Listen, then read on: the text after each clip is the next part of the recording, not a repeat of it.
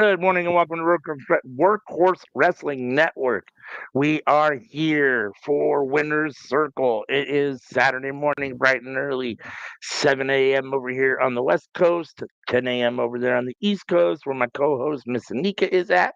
You can see it's bright and sunny outside where she is at. It is still pretty dark out here. So we had we're moving a little bit slow this morning, a couple technical issues, but we are here. If you're new to Workhorse Wrestling Network YouTube channel, hit that subscribe button, hit the like button on this video. It helps a lot. If you're with us on Twitch, give us a follow over there. We appreciate you. Wherever you're watching us, we appreciate it, and we hope you're having a wonderful Saturday morning. As anything you want to say to the people this morning, Miss Anika, before we get started? Hi. I got your headphones. You can hear me clearly now. That's the most important thing. All right. So, as usual, we will get into AEW Collision from last Saturday, which was the 8th of November. We were at the Bayou Music Center in Houston, Texas. Let's see, it's the last show before the Blood and Guts Dynamite the following Wednesday. So, in some regard, I guess we're gonna get it's just kind of like a go, suppose. And it kicks off with a very solid match between FTR and Austin Gunn and Juice Robinson of the Bang Bang Gang. We're still minus Jay White, but this match was really fun. I mean, Austin Gunn has come a long way. I was very impressed with his showing. Yes. I often think of Austin and Colton as kind of being the weak links of the, I mean, they're not Juice Robinson, they're not Jay White, and now they're not even quite Ace Austin. But the reality is that they've gotten better. At least Austin has gotten a lot better. We haven't seen Colton in a while because he's injured, but Austin has gotten better. And I thought they looked really good. I thought him and Juice looked really good last night, or in this match last night. Jeez, in this match. And I enjoyed this FTR, classic FTR. Um, let's see. Hold on for 1 second because I have a stupid ad in front of mine. I don't know why this thing keeps popping. It's like it goes away and then it comes back. I don't understand what the problem is. I don't normally have this issue. No, I definitely know the ending. Yeah. No, I mean I do too. I'm just trying to. Yeah. I was trying to see what it said here. Okay. But go ahead. If you want to chime in, just let's see. No, I totally agree with you that. Yeah, no, I totally agree with you. This match was really, really fun and a great way to start off Collision. FTR is just in their bag right now, where they're just on some kind of level of we just gonna be us, and us is really, really good. But the Bang Bang Gang, I'm glad that they're when people get injured and it's one of your top people getting injured is either sink or swim. But right now, Austin Gunn and Juice are doing a really good job at uh, floating right now. I really do like them together, and hopefully they'll get some more shine besides just Collision. No, I agree. It still need whatchamacallit back, Jay White back. I think I have no idea what's going on with him. I cannot get this ad to go away. I am so irritated at the moment, dude. I use this same website for notes every week, and I never have this issue. And for some reason, all of a sudden, this No, ad it's just won't go fine. away. Right in my way. Yeah, except that it covers half of the text I'm trying to read. That's the problem. Like, uh, But yeah, yeah. I was happy to see whatchamacallit, Bang Bang Gang get the win. I thought that was, important for their kind of continued development and ongoing, whatever. Um, Obviously, without Jay White, they've taken a little bit of a back seat just in general. They haven't been on TV quite as much. Yeah. But I mean, I kind of like Juice and Austin and Ace Austin together. I think they work well overall. And once we get Colton back and once we get Jay White back, I think it's formidable. It'll be interesting to see if they add any more members as other factions. It feels like continue to grow. We'll see if they add more members. Do you know anything about Jay White when he's coming back at all? Have you heard There anything? is no update, which is really bad. It's like more so because that means it's going to take a little bit longer than usual for him to recover, and that's sad because not even for the Bang Bang game, but just in general, Jay White is that dude, man. Like he is so freaking good. He has a freaking good character and a good wrestler for AEW. And as of right now, like everyone is freaking hurt. So it's like, come on, man. We need one of y'all to get better soon. Yeah, no, I agree. Solid match to open the show. We then had Oh, we wait. had Did we Kyle talk about Fletcher. how it ended? Where it took a bunch of them to beat FTR, where freaking Bandito and Jet Speed came. It was like, I'm not mad at it because FTR is heading into a championship match. So it should be. So it shouldn't be. And no offense to Juice and Austin, but they should not be beating FTR. But it's like, dang! It took all of y'all to beat these people up. It took Just Speed Yeah, and Bandito and Gravity. Like, dang! no, you're right. I I mean, get. you know, No, Stokely okay, had I been, get. you know, Yeah, I get Bandito and Gravity because you said you messed with their grandma, so that's why they got down there. But why was Just Speed down there? Dang! yeah. Now there was a lot going on at the end. Obviously Stokely, obviously sticks his nose in everything FTR, and so Gravity and them coming to remove Stokely. That's and Bandito. That's to make it a little more fair, I guess. But yes, the ending was a little crazy, and I mean, it just further adds to kind of the FTR, legend or whatever. They're so good that it takes multiple people and whatever to win. So, um, Yeah, I yeah, guess. yes. We had Kyle Fletcher backstage talking about how he was getting ready to come out and beat up Ace Austin tonight, and then Mark Briscoe coming up at Full Gear.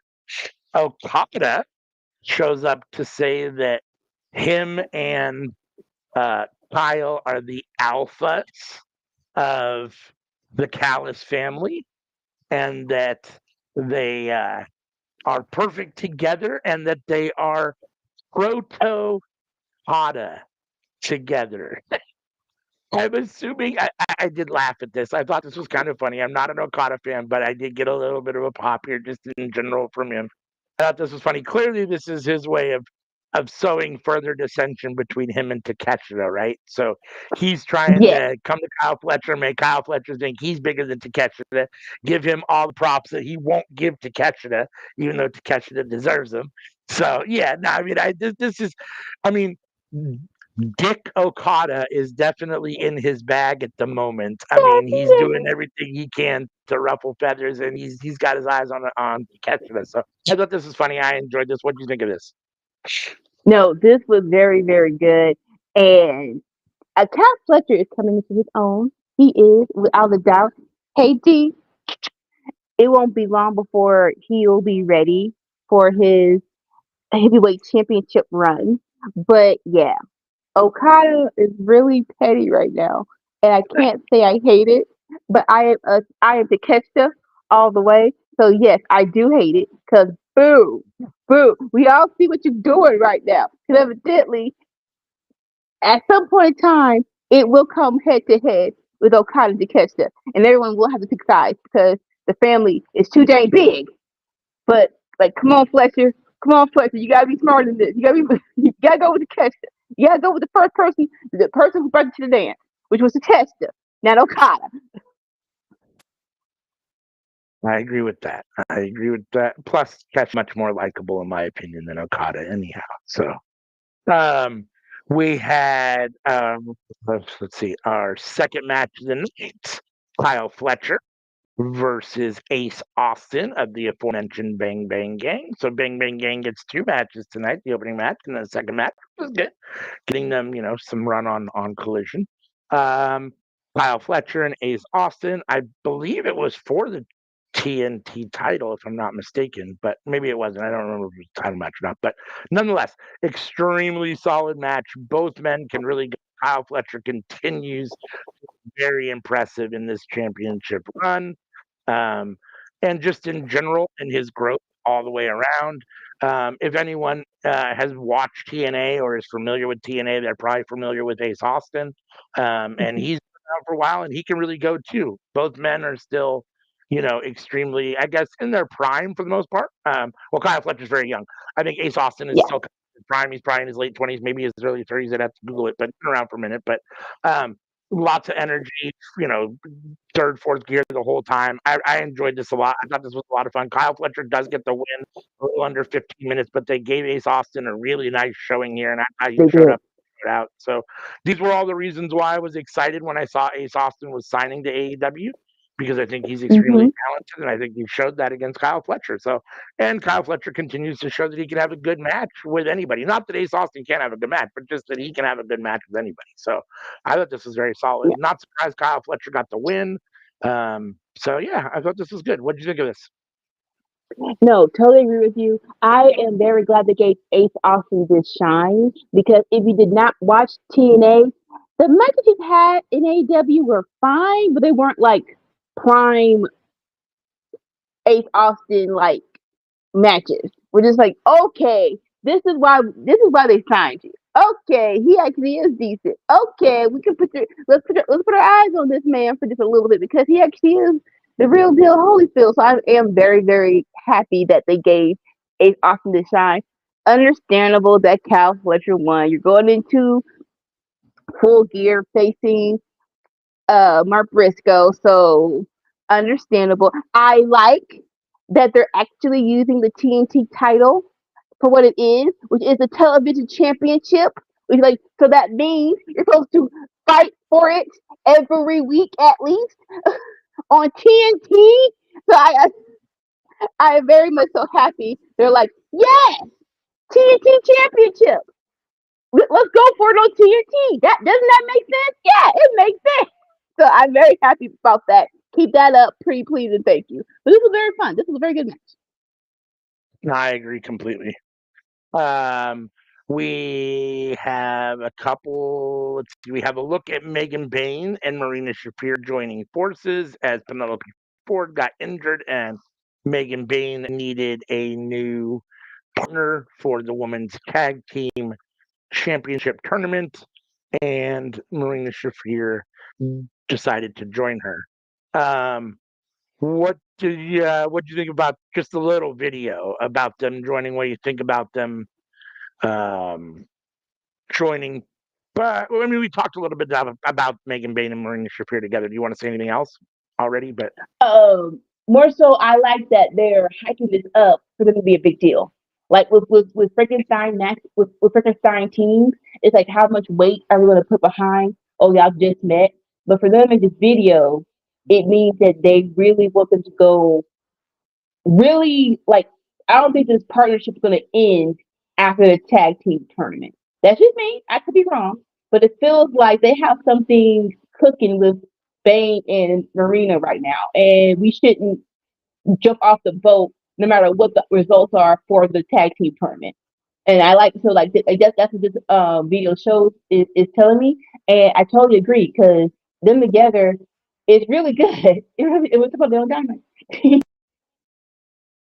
um, yeah,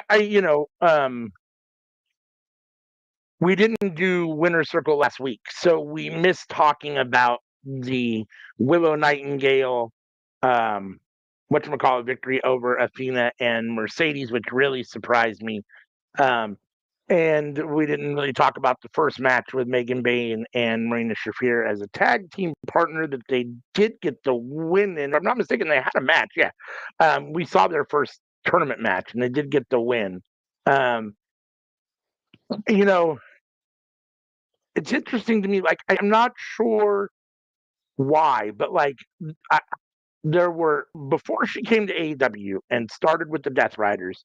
Marina Shafir did a lot of independent work, and I saw her at wrestle. I want to say it was GCW or Pro Wrestling Revolver, one of those. Like I probably saw half a dozen matches, and she always looked so good. And I don't know, like I can't explain it. Like she kind of had the same moveset, but she did a lot of different stuff too. It didn't feel the same. And it feels like every time she's in the ring in AEW, she's very limited and looks clunky. I haven't seen her in AEW show kind of the same skill set that I feel like she showed on the independent scene. And I haven't been really impressed with her in the ring. Like the role she's playing for John Moxley has been fine. She does that fine. She looks mean, she looks intimidating, she's great on the outside. But when she actually has to get in the ring and do the in-ring work, I haven't been overly impressed with her.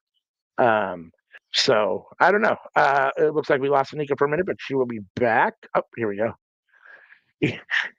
Dolores said it right there. So let Dolores speak it loud for the people in the back. And she says she sucks in AEW. Yeah, and No. unfortunately, other than that role, as John Moxley's kind of manager person, she's not. She definitely hasn't thrived in AEW. So I was a Okay. little surprised by I that. What? Go ahead. no. I'll say yeah. I think. Thank you for being specific. In AEW, it needs work, and I'm not. I'm with you. I'm not sure why.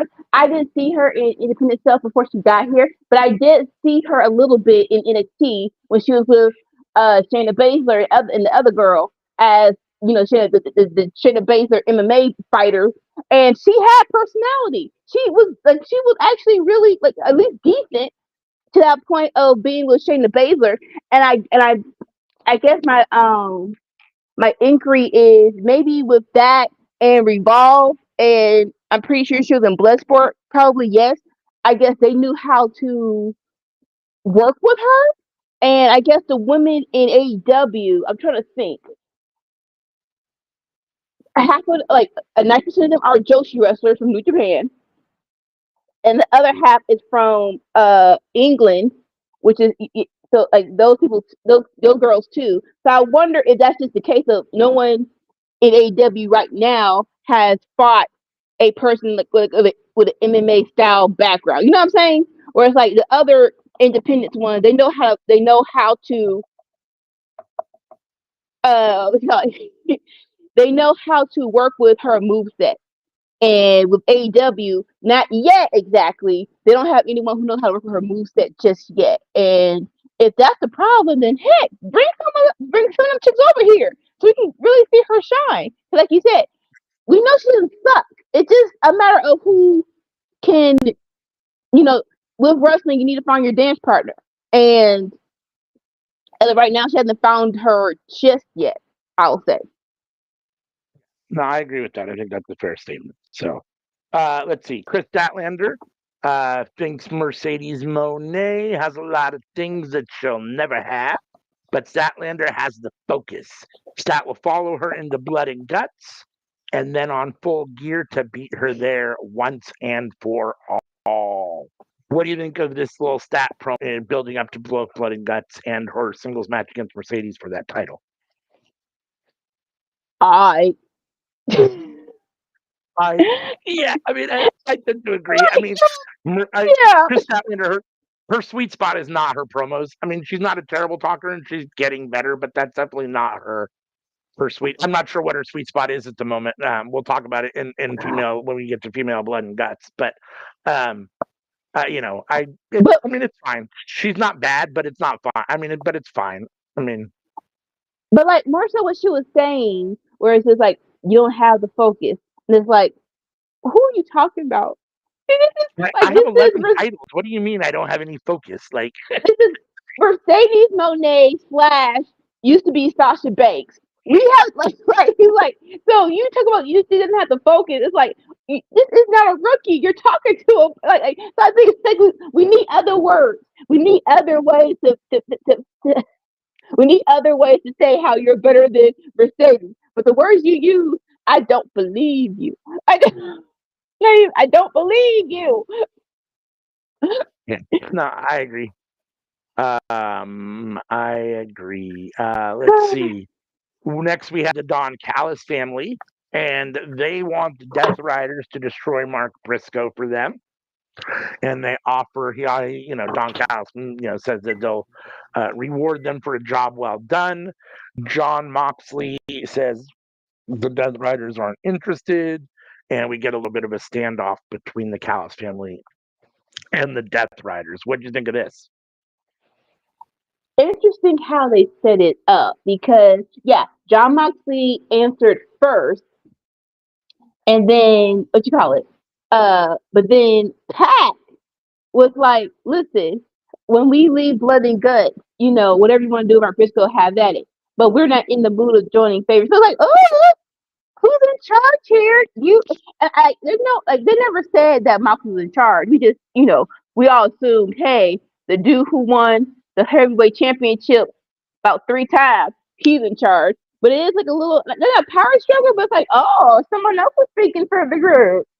Okay, not sure how to take that right now, but it is very much so interesting. And what's the word? I kind of do like not every heel team has to be together on one accord about instances. So like that, yes, like we don't. Every heel team doesn't have to fight together. Like sometimes, like no, we don't like you. Yes, we're both bad guys, but we don't like you. So that was cool. But yeah, look, interesting dynamic. Yeah, I mean, AEW does some unique stuff, right? First of all, Dolores says Mercedes is not going to lose her ex-husband, just got married, and I'm not going to look. I'm not going to look. I'm not going to lose her to her ex-husband. I'm not going to look at. Just so wrong. AEW does some weird stuff. They do they do a lot of regular traditional wrestling stuff, but they also do some interesting stuff. And this is one of those kind of weird moments where AEW likes to put either faces against each other or heels against each other, and these are two heel groups kind of facing off against each other. And I understand, like, the two bad guys, the two tough kids on the playground periodically have to face off against each other, and they'll have a run in. It just seems odd to have heels versus heels. And I'm not saying that we're going to get that, but just the two heel factions facing off against each other is what it is. There's just, whatever. But I thought this was fine for what it was. Well, do we lose Anika again? Looks like we might have lost Anika again for a minute. Anna J and Ty Mello versus Hyan and Maya World, who I'm definitely not familiar with. And this was not an opportunity for anyone to get familiar with either of them because Anna J and Ty Mello, or whatever we're calling it, Ty J, whatever they call themselves, beat these two women with a gory bomb into the knee, into the face, in 1 minute and 48 seconds. Definitely a squash match.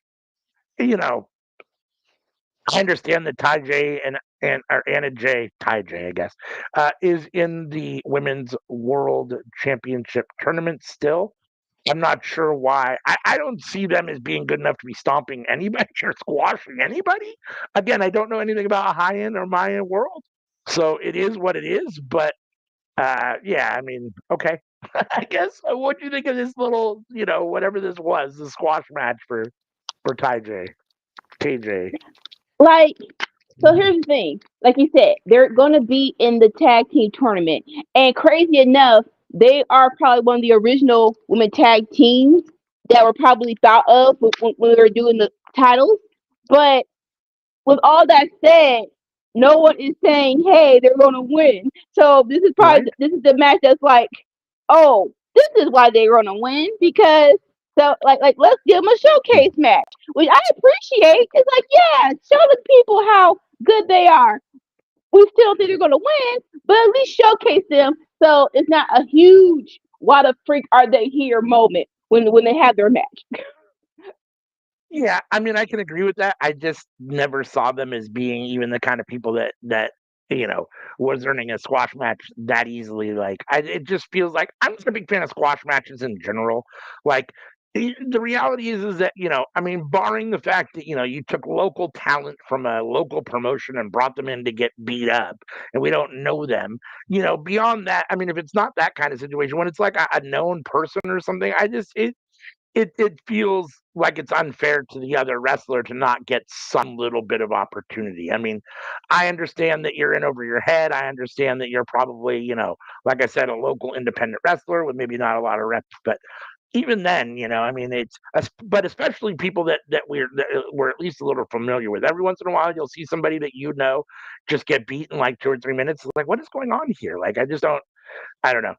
But again, so I feel bad for these two women to have to take this kind of a loss to Ty J, but I guess it is what it is, or TJ. Um, but I guess it is what it is. So, Like, Athena, go ahead.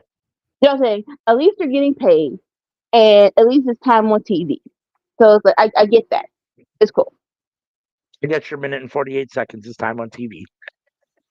Uh, Listen, it's how you make it. Like the dude that went to get Samoa Joe and did the fall away, yeah. the walk away spot, but he looked at him like, "What?" He did this like, "What?" See, and everyone remembered that. So it's just a matter of how perspective how you gonna use your time. Yes, that's true. Let's see. Athena is annoyed at getting pinned. That's who it was. Willow and Harley Cameron beating Athena and Mercedes. Tell me about what you thought about that, because we didn't get a chance to talk about that. We didn't do Winner Circle. So what did you think about that? I know that you were shocked, right? I know that that was a little bit of a shocker for you. What did you think about that upset? I was definitely shocked. I had to process my feelings, and I came to the realization of if something didn't happen, I would probably feel better about it.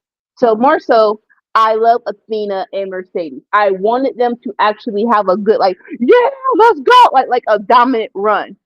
And but I think because they let the Sisters of Sin win, I was more mad about this. It's like, oh, what? So if Jamie Hayter and Queen Aminata won, I would have felt better about this decision. Like, oh, okay, but now they're like both like we have one upset me more and made me mad about the other one. We're like, come on, bro. Like, what are we doing here? But to that point, I do love Willow and I do love Harley Cameron. So it's like if you didn't do that, I probably feel better about this. But it was a great match.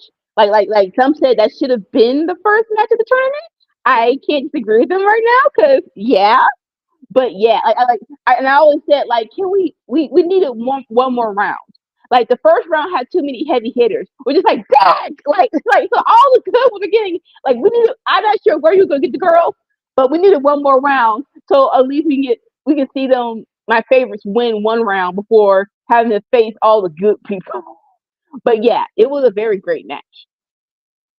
Yeah, no, I mean, I agree. I don't like the Sisters of Sin particularly, so them winning was more disheartening because I like Willow and Harley.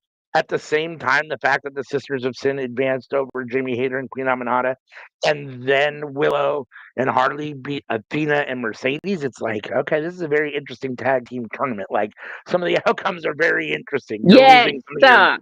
some of your big hard hitters. Like, I mean, nothing wrong with Willow and Harley, but like they just don't have the same kind of draw yet as Mercedes and Athena, and yeah, Hayter and Aminata. I thought that was a surprise.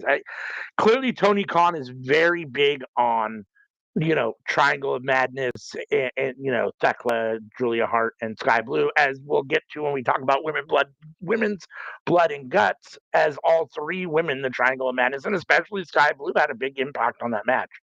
So, but yeah, I mean, Yeah.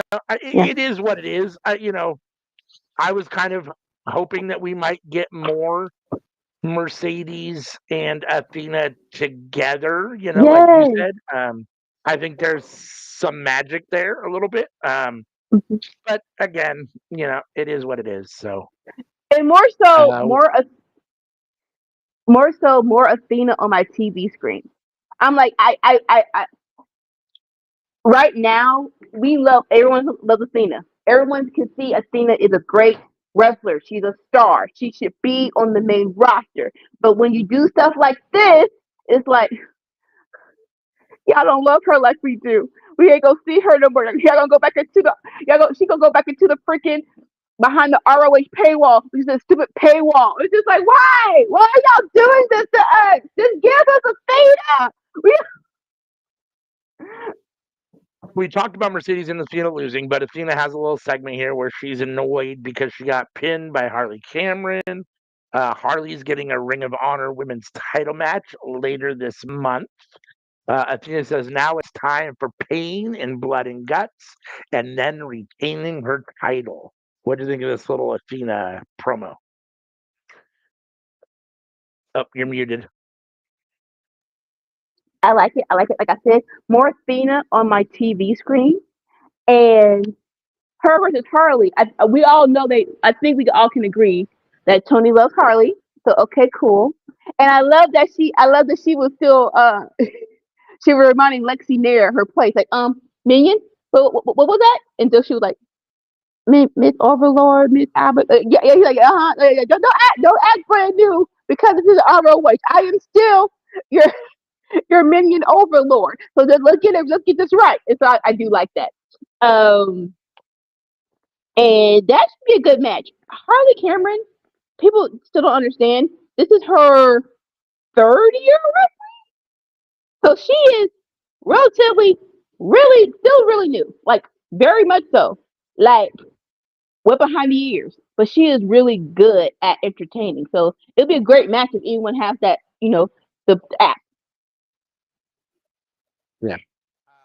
Next, we had our next match, Women's Blood and Guts Advantage Series match. This is Sky Blue versus Jamie Hayter.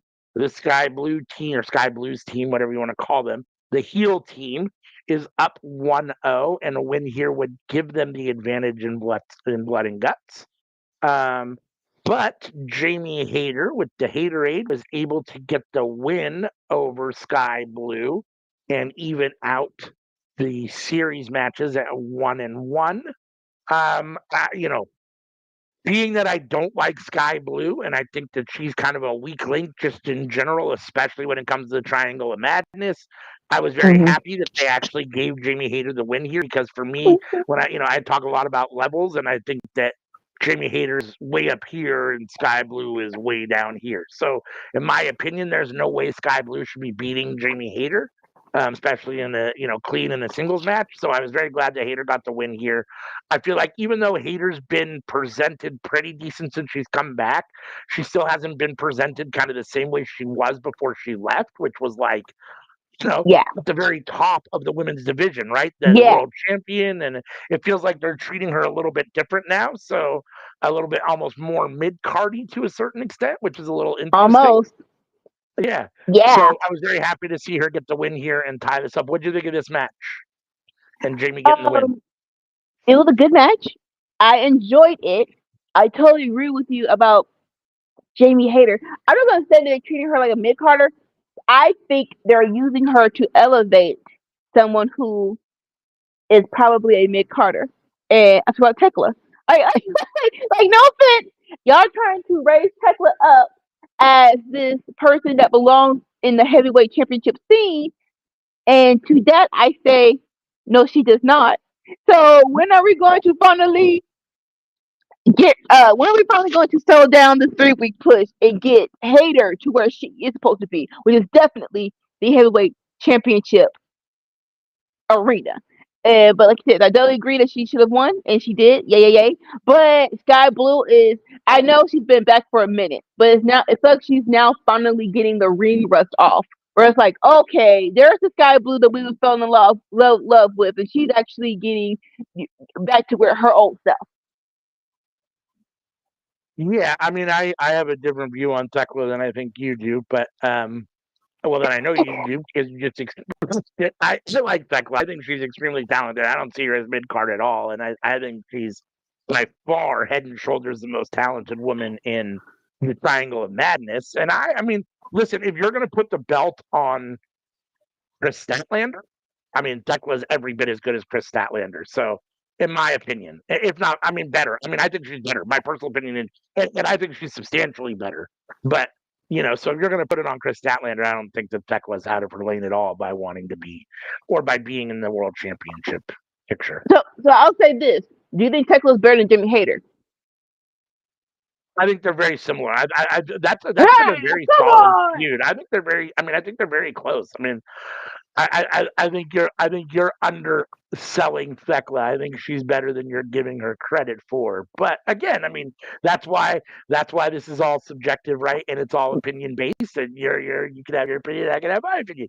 So I mean, I think she's extremely talented. So I think I think her and Hater has been very fun.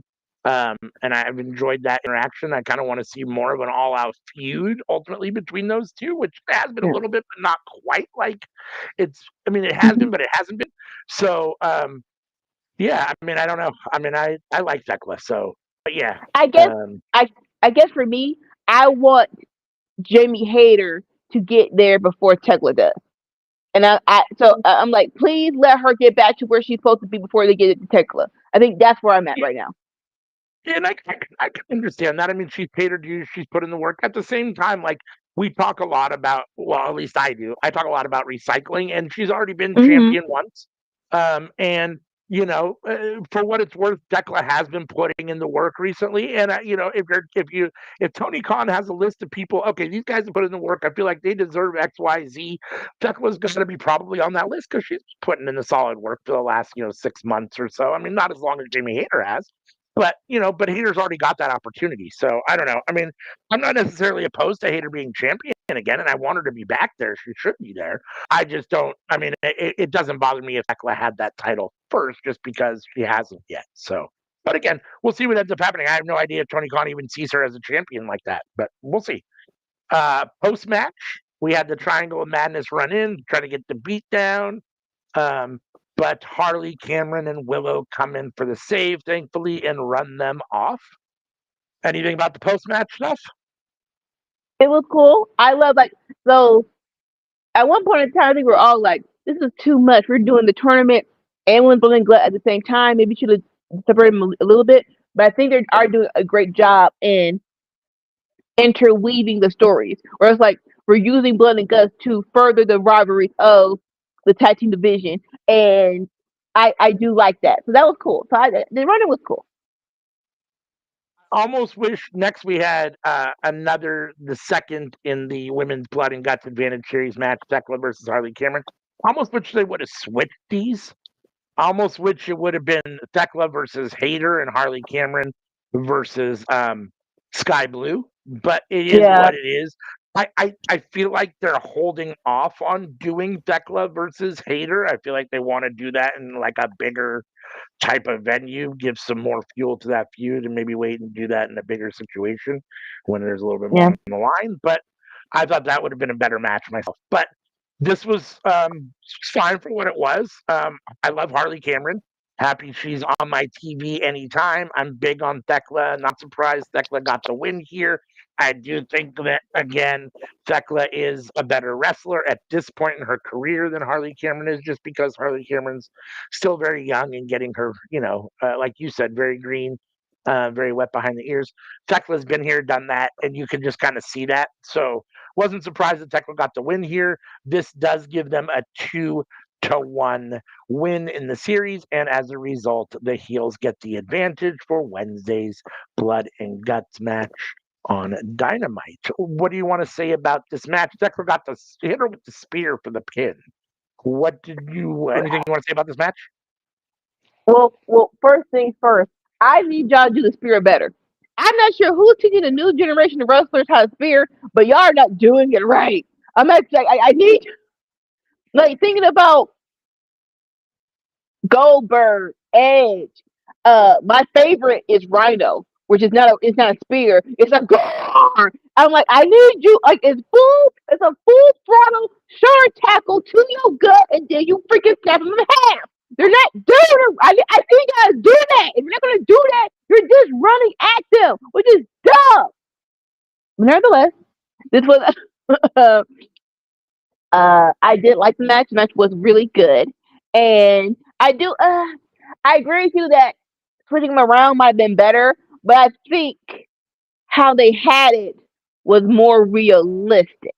where like realistically, Tekla should be beating Harley Cameron, and Jimmy Hayter should definitely be beating Sky Blue. Uh, I guess yeah.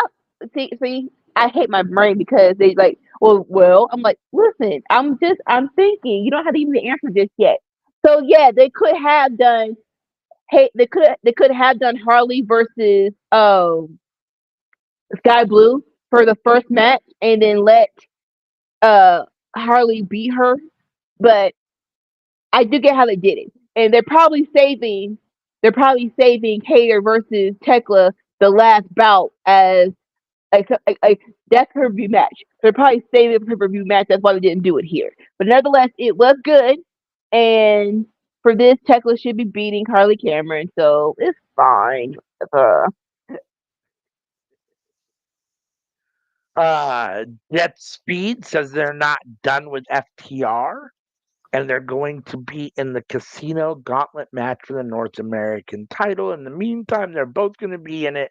And if they face each other, may the best man win. What do you think about this? It was mostly Kevin Knight talking. Speedball just had a couple little words. I guess they've determined that they don't like Speedball talking in general because he really doesn't talk. I mean, anytime Jet Speed talks, it's almost all Kevin Knight's. well, I'm trying to What do you think. think of He wasn't really talking at NXT, was he? this? I honestly don't even remember my. So, so that might be, might not be a strong suit, which is fine. So we're really doing enough correct in title thing. So this is the thing. We're actually doing this fifth title that has no purpose. Um, sure. It's, it's a lot of melanated people in this tournament, so I'm just gonna say, which is not sure how I feel about this title, but we'll see what happens. And just be not being done with FTR, fine. No offense, but I am not waiting at bated breath for you to do another FTR match with Jesse. That's just me. And unfortunately, the reality is that Jet Speed or FTR doesn't care. It feels like Jet Speed's like the little dog nipping at their heels, and they're just kind of like, Yeah, just stop, like good doggy. You mean stay, and we're moving on. Like you're not, we're you know what I moving mean? So on. yeah, I mean, first of all, they need to move on, and secondly, yeah, it just FTR and Jet Speed. Unfortunately, as much as I like Jet Speed, they're not on the same level, and it just doesn't feel like that feud really, is what it is. It feels like Jet Speed chasing FTR and an opportunity to Yeah. try to prove what they are, as opposed to an actual feud between two solid teams. So yeah, um, we'll see what happens in the gauntlet match. I'm assuming, I mean, both Mike Bailey and Kevin Knight are extremely talented, so it should be fun to Mm-hmm. see them in the gauntlet match. I feel the exact same way you do about this North American title. Like, what are you doing? Like, okay. Um, yeah. Especially Like, since Tony I. said, Tony's made it clear he wants all titles to feel equal. Well, now you have five. I mean, why do you have more titles? I guess I just don't. They can't all be equal. I mean, and so this has to be. I think this has to be a mid card title. To, That's my personal, and it's got to be an opportunity for guys that are never going to have a shot at the world title, or I guess the international or the continental or whatever that's called, the unified title, or the TNT title. So I don't know.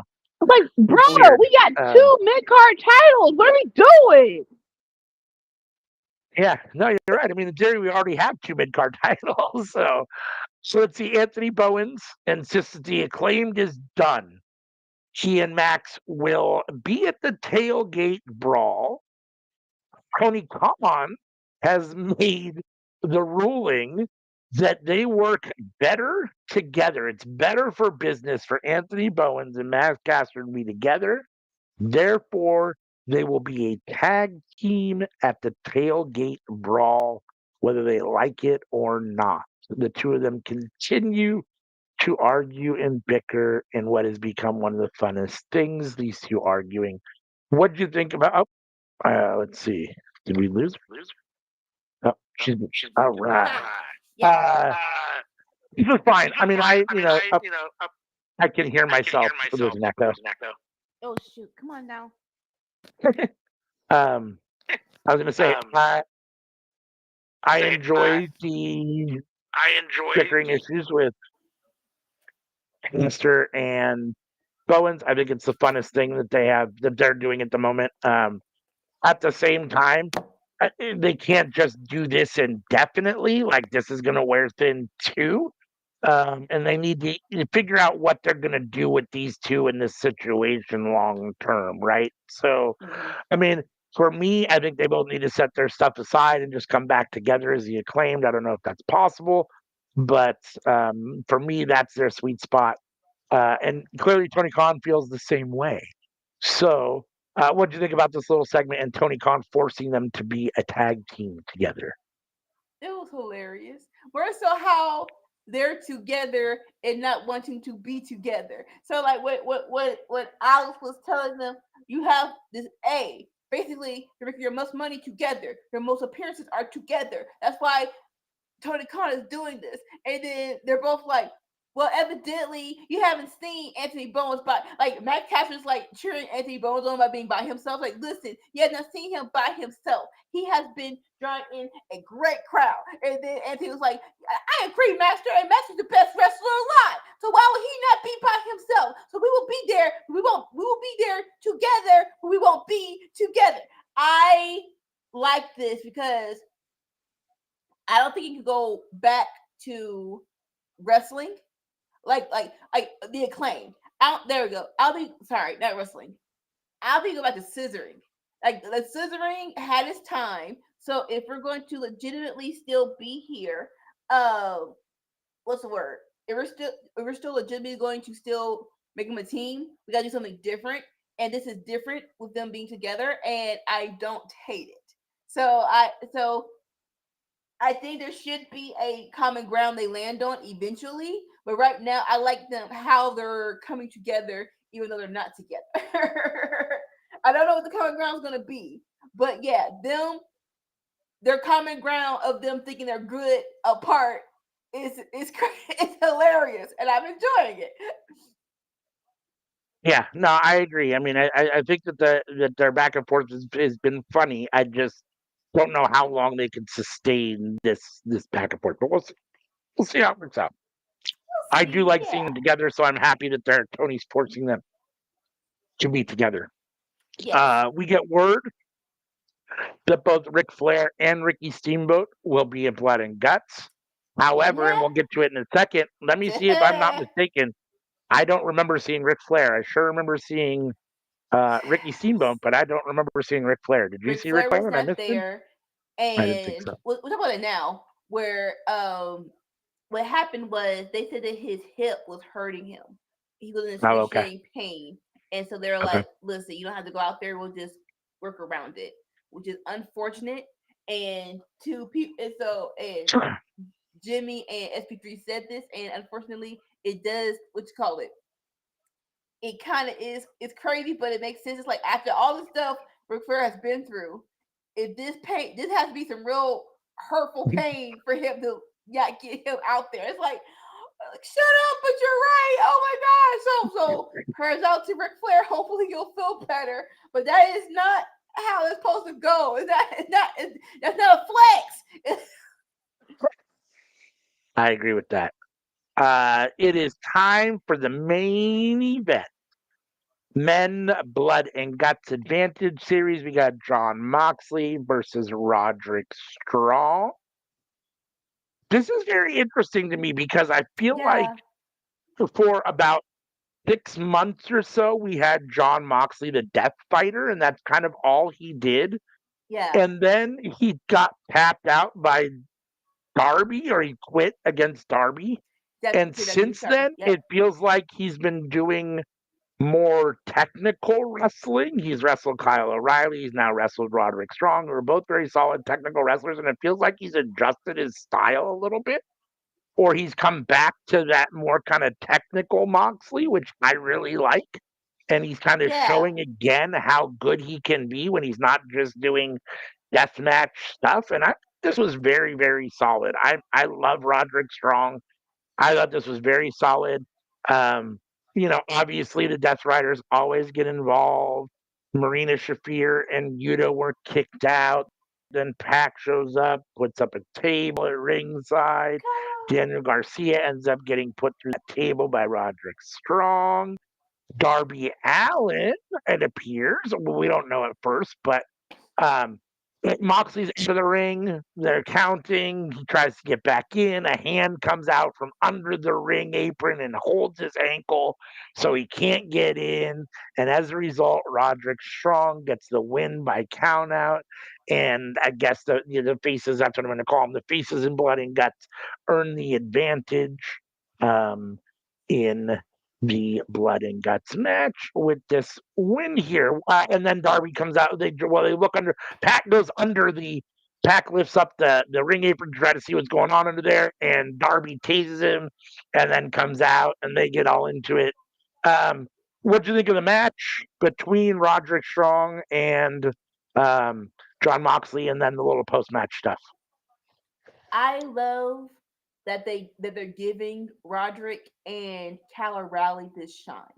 It feels like ever since they got into AEW, they've never gotten that spark back they had in NXT, which is a shame because anyone who is a Roderick Strong, Adam Cole, Cal O'Reilly, Undisputed, United Kingdom, whatever you want to, Undisputed Kingdom, like whatever entity faction they are, you know how good they are, and it's just like we just gotta do one left turn to get them back to where we want them to be. So I appreciate Moxley giving them the shine with facing them one by one, and Roderick is just like he's a freaking machine, basically. Where it's just like, sir, you don't have to. How old are you? I'm pretty sure you in your mid 30s or pushing something, and you still doing backbreakers like your life depends on it.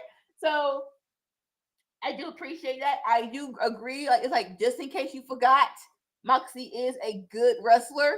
So the grappling techniques of it all were very much so entertaining, and I enjoyed those very much as well. And Darby's just Darby. I love that. I love that for him. Where it's just like right now, anything he does not surprise me. Where it's just like, yeah, I'm going to hold the leg. When you chase me, I have a taser. Yeah, that sounds like Darby. Yeah, that sounds like him. It's fine. It's like, so it wasn't crazy enough where it's like, oh, that was too much. No, it was classic Darby. And I enjoyed all of this. Yeah. Yeah, no, I thought this was very solid. Again, getting to see Kyle O'Reilly and Roderick Strong get matches against John Moxley is great for them, like you said. Um, and yeah, I enjoyed this a lot. I thought this was solid. I thought this was a good show. I thought from beginning to end there wasn't really any weak spots. I guess the biggest weak spot for me or the biggest downtime was really the Anna Jay Mellow squash. But other than that, I thought this was a very strong show for Collision wrestling wise. There wasn't any kind of real weak spot. And I thought they did good. I'm going to give this a B this week. I thought Collision was very solid this week.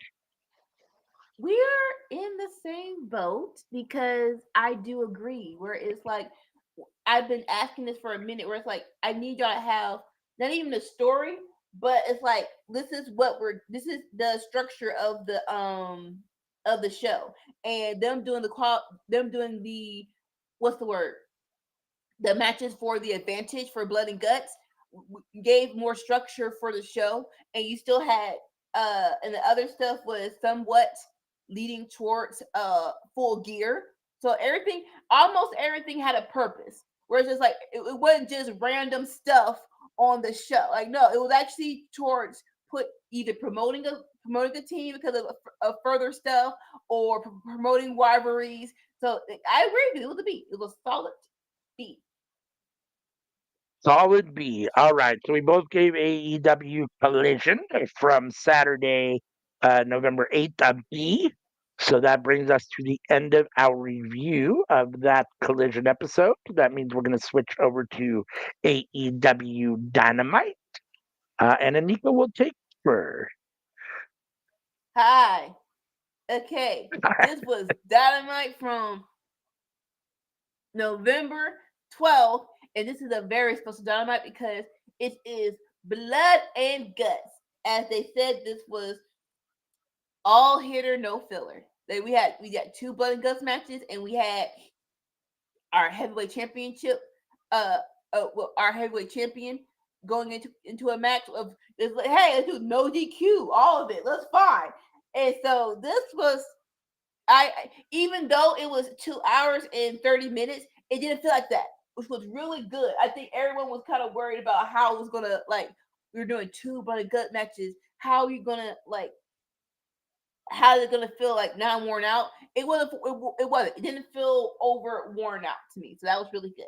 All right. So we start with the women in their blood and guts match. I understand why they did that because the men had more of a story going, and the women were just not gonna say they're just here, but storyline wise, it was just we want to beat y'all. I will say that. So either way, they had this prestigious opening, the prestigious introduction of the women's blood and guts. If you forgot the rules, please, this is how this is gonna go. It's either through submission or surrender. Very much so what's the word? A key phrase because this is not war games, even though it's like war games. War games is like 1, 2, 3, whatever. But this is either surrender or submission. And sometimes it hits, sometimes it doesn't, depending on the camera angle and the mic, but it's cool. So we start off with Sky Blue, who comes here with a kendo stick because, yes, if you've been here in AEW for a minute, Sky Blue has been in most of the hardcore women's matches. So I understand that and I appreciate why she would be first. And we have our beautiful Miss Willow to go for the babyface side of the match, and she's still happy. I'm like, you're meant to go in the cell. Are you sure? And then she gets closer and just like, all right. And so it's like, yes, yes. I just want a little falter of let's be very clear. This is not a happy freaking moment, but fine. And so she gets in there. She has her weapon of choice is a trash can lid, and she's still hyped. She's still excited. The bell rings, and she puts her fro in a ponytail. Now my first thing was, oh, just like what Sonya Deville used to say, hair up, square up. We mean business. But the announce table wanted to take it into their dirty little minds and say, oh, when girls put their hair up, it's all action. And then Brian Danielson has to double down. Yeah, my wife puts her hair up. Like, what the fuck are we doing, bro?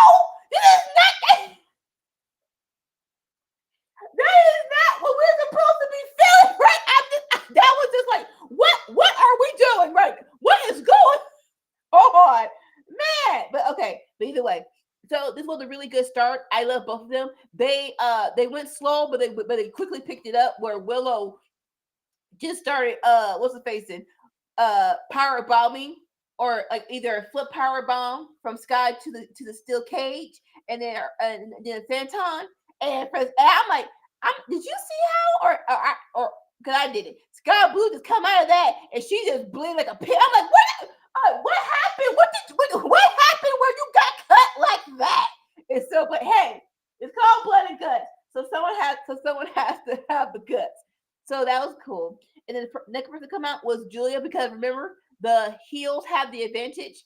So Julia comes out and her and the Sisters of Sin are beating up Willow, just finally so. Next out is Feel the Wrath.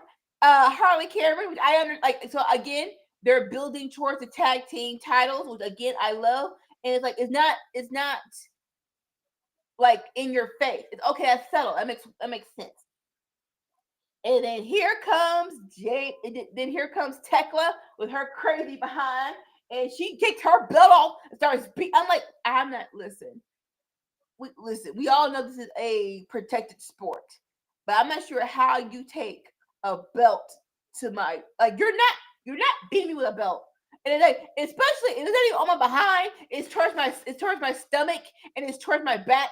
I'm not taking that. Slavery is over. We are not doing do it to somebody else. I'm not taking that. I'm not even sure how you take like what's her name? My girl. Oh my gosh, Becca Belair's hair whip. I'm not taking a hair whip. I'm not taking it to the side of my stomach, my back. I'm sorry, I'm not. But either way, then here comes Jamie Hayter, and Tekla are again. I will say this, even though I still don't think Tekla's on Jamie Hayter's level, at least they match punch for punch. We're just like they get in the ring, and it really is like y'all do realize you don't have to hit each other this hard. You don't have to you don't have to be winding it up like you beat a chick in a parking lot or something. Like she stole your purse. But very much so. I loved it. It was very good. All right, next is we call it Megan Bain, the Megasis, and she is in all of her tall, glorious being of her what you call it. Her assignment was, I'm not selling for nobody. Anything you give me, I'm going to take it and just start clotheslining the crap out of you with santons and stuff. And I'm not mad at it. She's supposed to be, her name is the Megasis. So you ever think that much stuff? But it's like at one point in time, you gotta go down. At one point in time, come on, chick, come on. But then here comes our AEW World Heavyweight Champion, Statlander, and she comes in and now we got two big chicks going to get two big chicks, which I'm all here for. And she goes and she puts in the work. We get a little bit of not dissension but confusion with her and Willow on. I know we're on the same team, but how do we work together? And that caused a little strife to make a banshee calling them both. We're just like, all right, come on now, come on. This is the time to start out your little why can't we be friends scenario right now. Like, get together. Y'all know how to work together. You grab something, you start beating the crap out of somebody. Point blank and simple. And then next we have Miss what you call it, Miss Marina Shafir.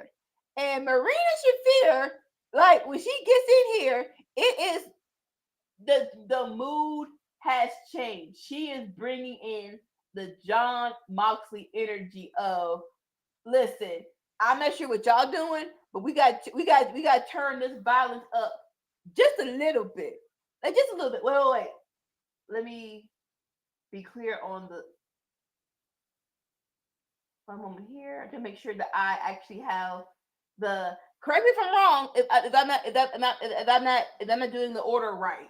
No. Sorry. So before Marina, so Stellar came out and Mercedes Moné came out. My bad. So before Marina came out, Mercedes Moné came out, and she has her belt boys coming down with her, and which is fine, but they have a purpose. They're not just for show. They have a purpose. They bring down all of her belts. She is taking her precious time, which I understand because, like I said, in this blood and guts, she really don't have any. What's the word?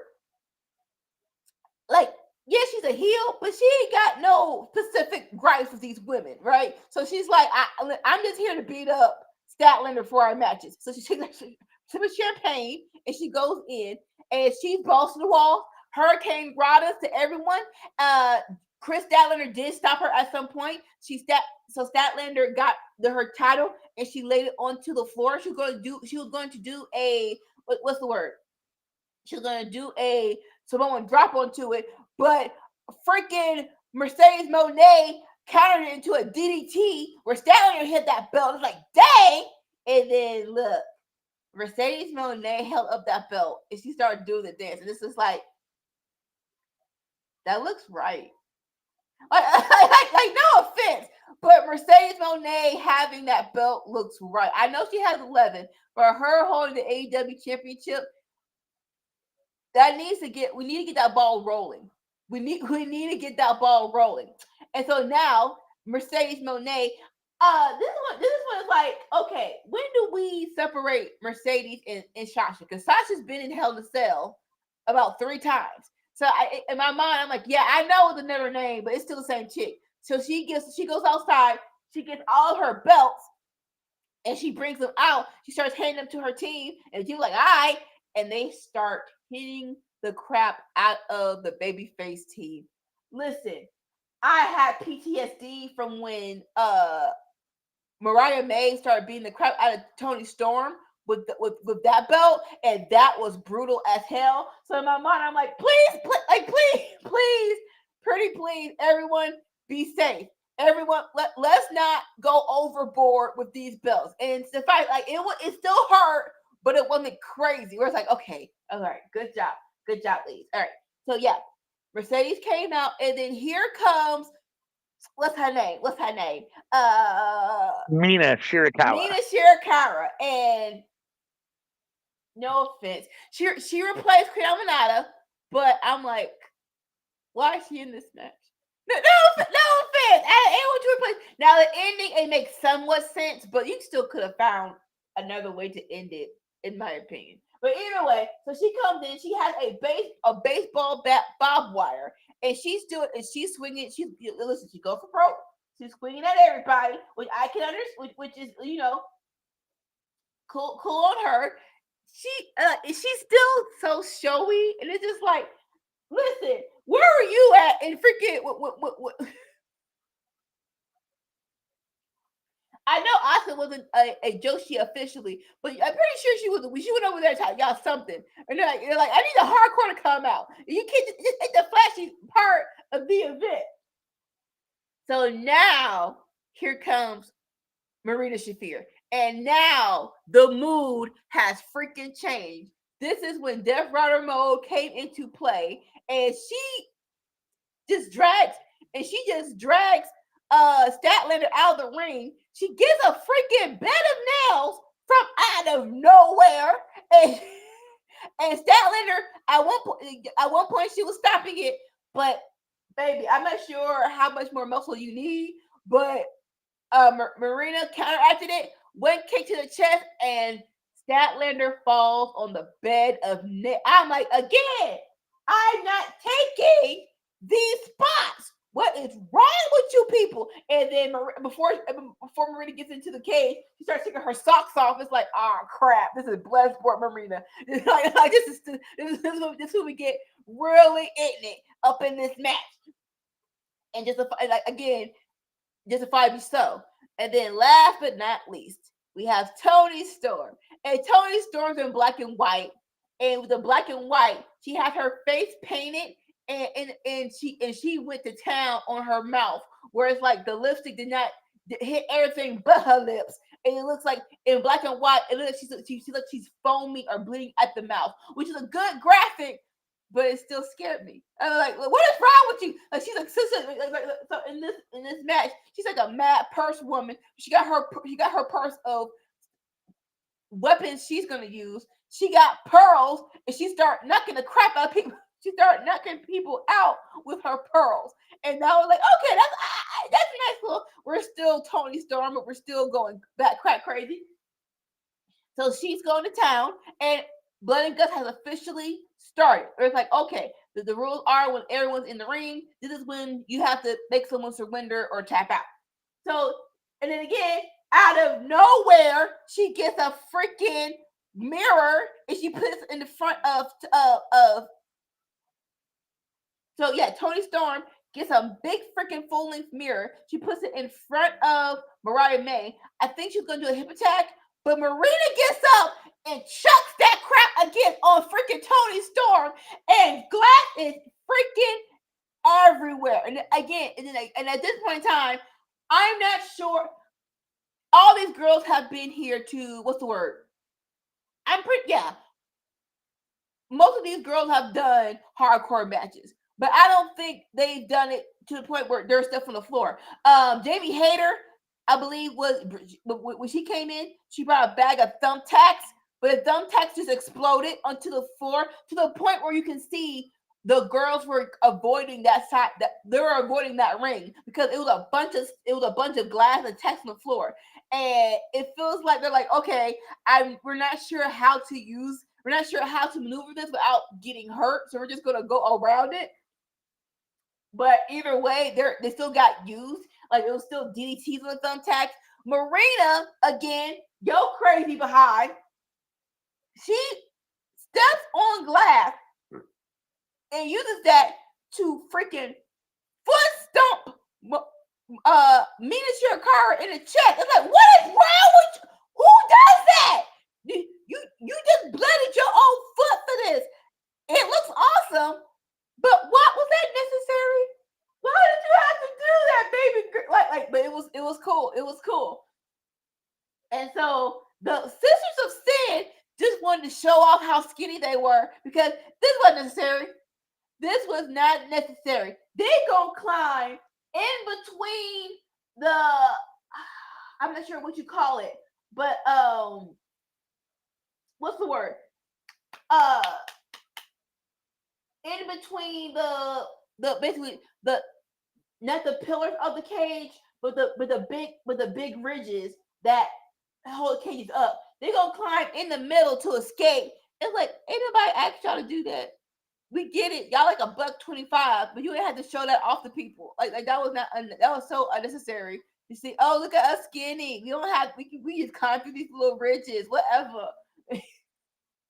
But either way, and then the biggest pop of one of the biggest pops of the match was Harley Cameron has the puppet in her hand, and Mercedes was like, give me this daggone puppet. But the puppet was covering up some brass nuts, and freaking Harley Cameron just bow shot Mercedes Moné in the face, which was crazy. But then when the Sisters of Sin escaped the cage, they unlocked it, and one of the other big bumps that was so unnecessary, Mercedes just chucks Jamie Hayter out of the ring. She hits the steps and goes into the barricade. It was so like, are y'all gonna check on her? Because I'm not sure she was supposed to take that bump like that. You didn't have to leave the ring like that. But yeah, as of right now, we have Sister of Sin, Tekla, Jamie Hayter, Mercedes Moné, and Statlander outside the ring. And Mercedes was building up for to put Statlander through her. She's still like, so it's 5 people in the match. So 5 belts are in the match. But she still had another 10 on the table to display her belts. So she was gonna put Statlander through the cage, through the table of belts. But this is when Statlander actually muscled up and just Samoa drop to Mercedes Moné through the table of belts. It's like, what the freak? Like, what is wrong with y'all? Y'all understood the assignment of blood and guts, and I love that. We had Tekla spearing both Hayter and Willow outside the cage as well, and then eventually, what's the word? We have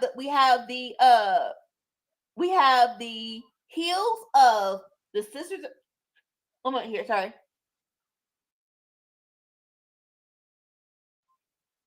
And then we have the Sisters of Sin toss back Mina, and we have Sisters of Sin with Megan Bayne and Marina Shafir in the ring with Toni Storm and Mina Shirakawa. And so what you call it? Marina Shafir has Mina in Mother's Milk, which is a headlock where her facing her boobs. And we have Megan Bayne with one of Mercedes Moné's titles. And then we have Sister of Sins holding back Toni Storm. And so as of right now, they're making Toni Storm watch Megan Bayne beat the crap out of Mina Shirakawa with this belt.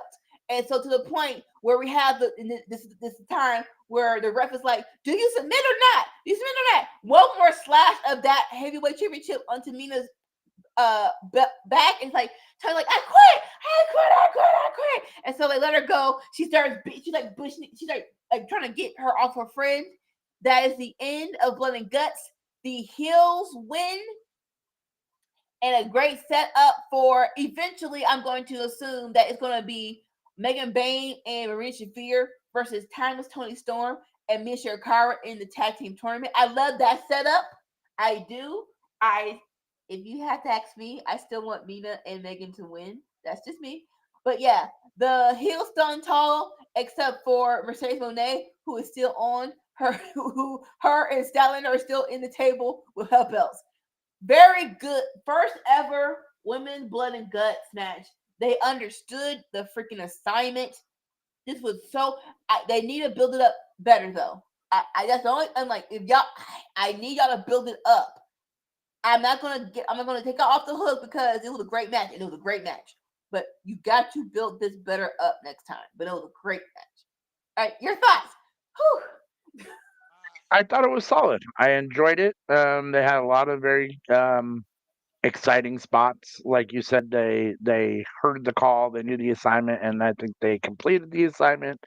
Um, yeah, I mean, I still think that there's this kind of AEW's trying to kind of create this aura around Marina Shafir that it's just not working. Even though I thought she was better here than she has been, I still didn't think she Oh was yeah. as impressive as I thought they wanted her to look. I'm not a big fan of Mother's Milk. It's there's nothing wrong with it.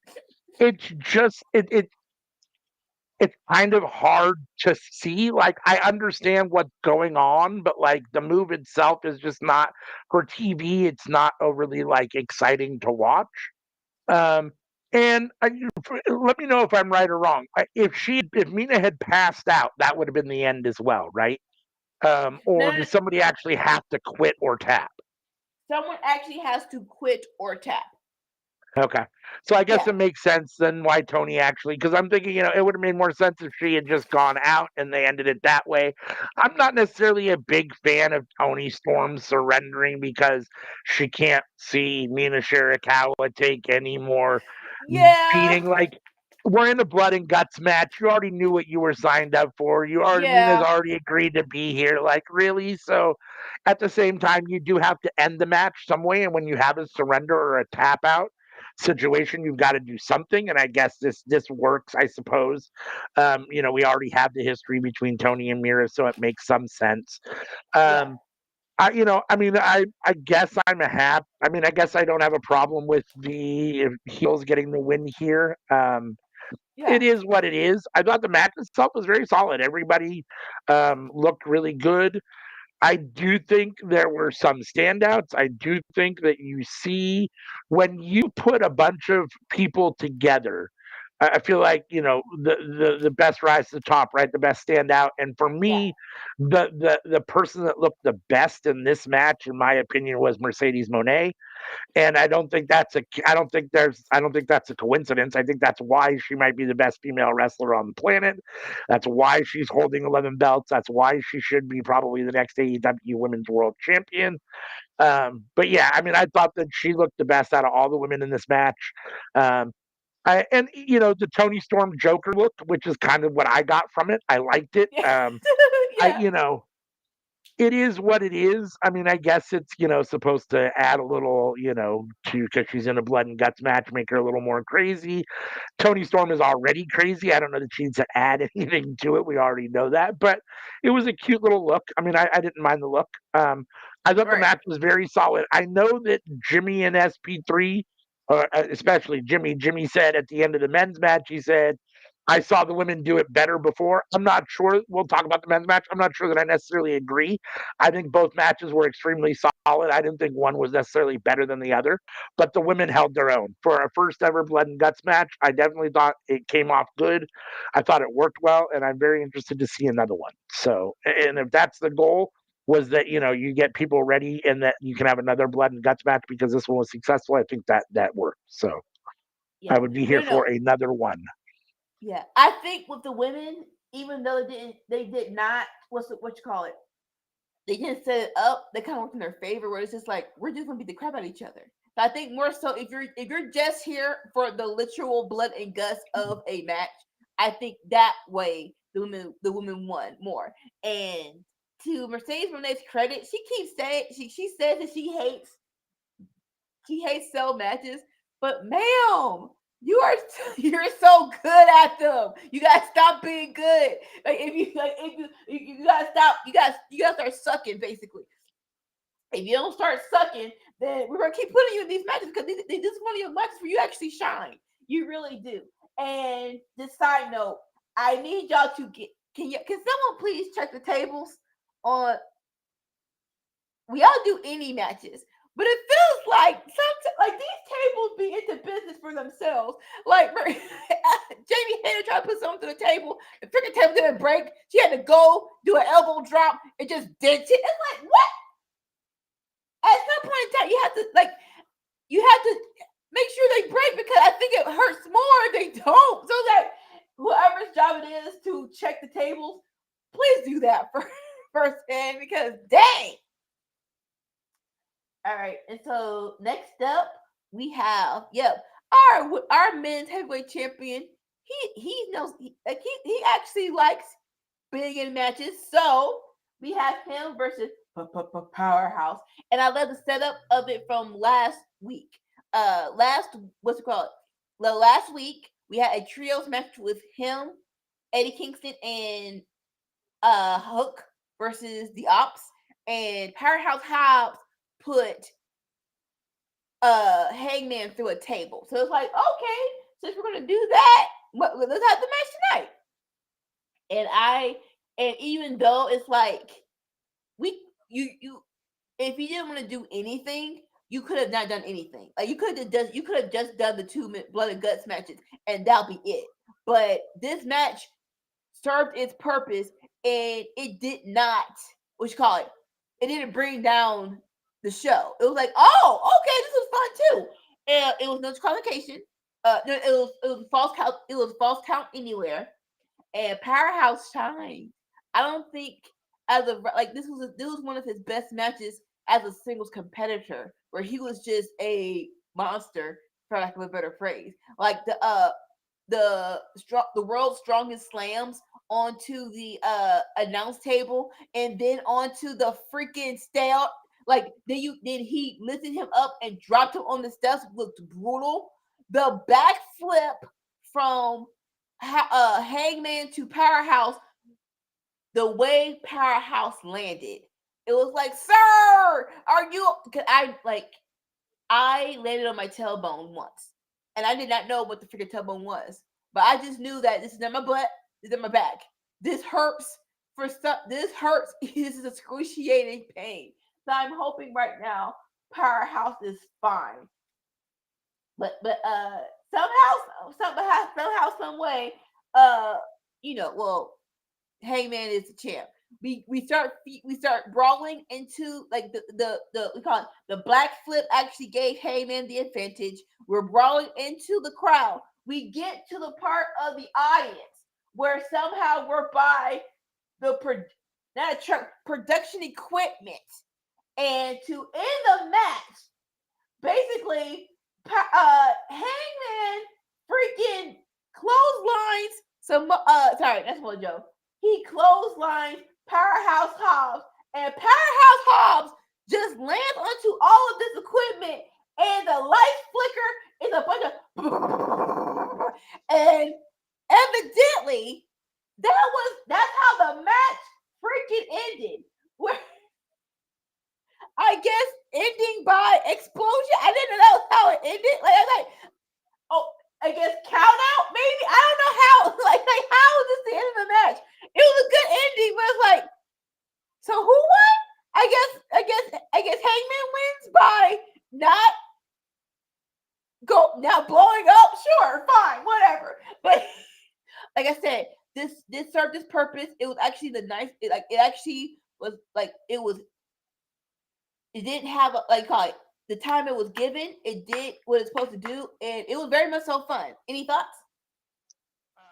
I don't think the camera did a very good job of capturing it, but apparently after Hobbs fell in the production equipment, Hangman made his way down and ultimately pinned Hobbs for the actual official win. But the camera didn't really show that very well at the end. Okay. So Yeah. Um, I thought this was fine. I mean, I'm so on Hobbs. I think he's very good at times, and I just don't know that the main event picture is the right lane for him. But Hmm. um, what I what I did notice here is just kind of what I think we're seeing overall is kind of the evolution and the growth of Hangman Page.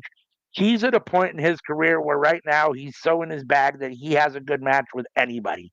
And he made Hobbs look really, really good here. I'm not saying that Hobbs didn't wrestle well, but he did a good job of Yeah. making Nope. Hobbs look really, really good here. So, um, no, I thought for what this was, it was fine. It's another, it's a good victory for Hangman Page. He should be beating Hobbs though, so there isn't a whole lot. I mean, Hobbs is big, but he should be beating Hobbs, just kind of like in the booking levels of AEW. So Yeah. it's Yeah. not a surprise that Hangman gets the win here. I don't think there was a whole lot of unpredictability here, but Hobbs had a good showing. They had some really good spots, like you said, those two followaways, not follow slams, but whatever world strongest slams that he had on the Yeah. Yeah. announce table, and the stairs were good. That back body drop was amazing. That boot to the so Hangman took his boot off and hit him with the boot. That's what ultimately knocked him into the production stuff. That was kind of whatever.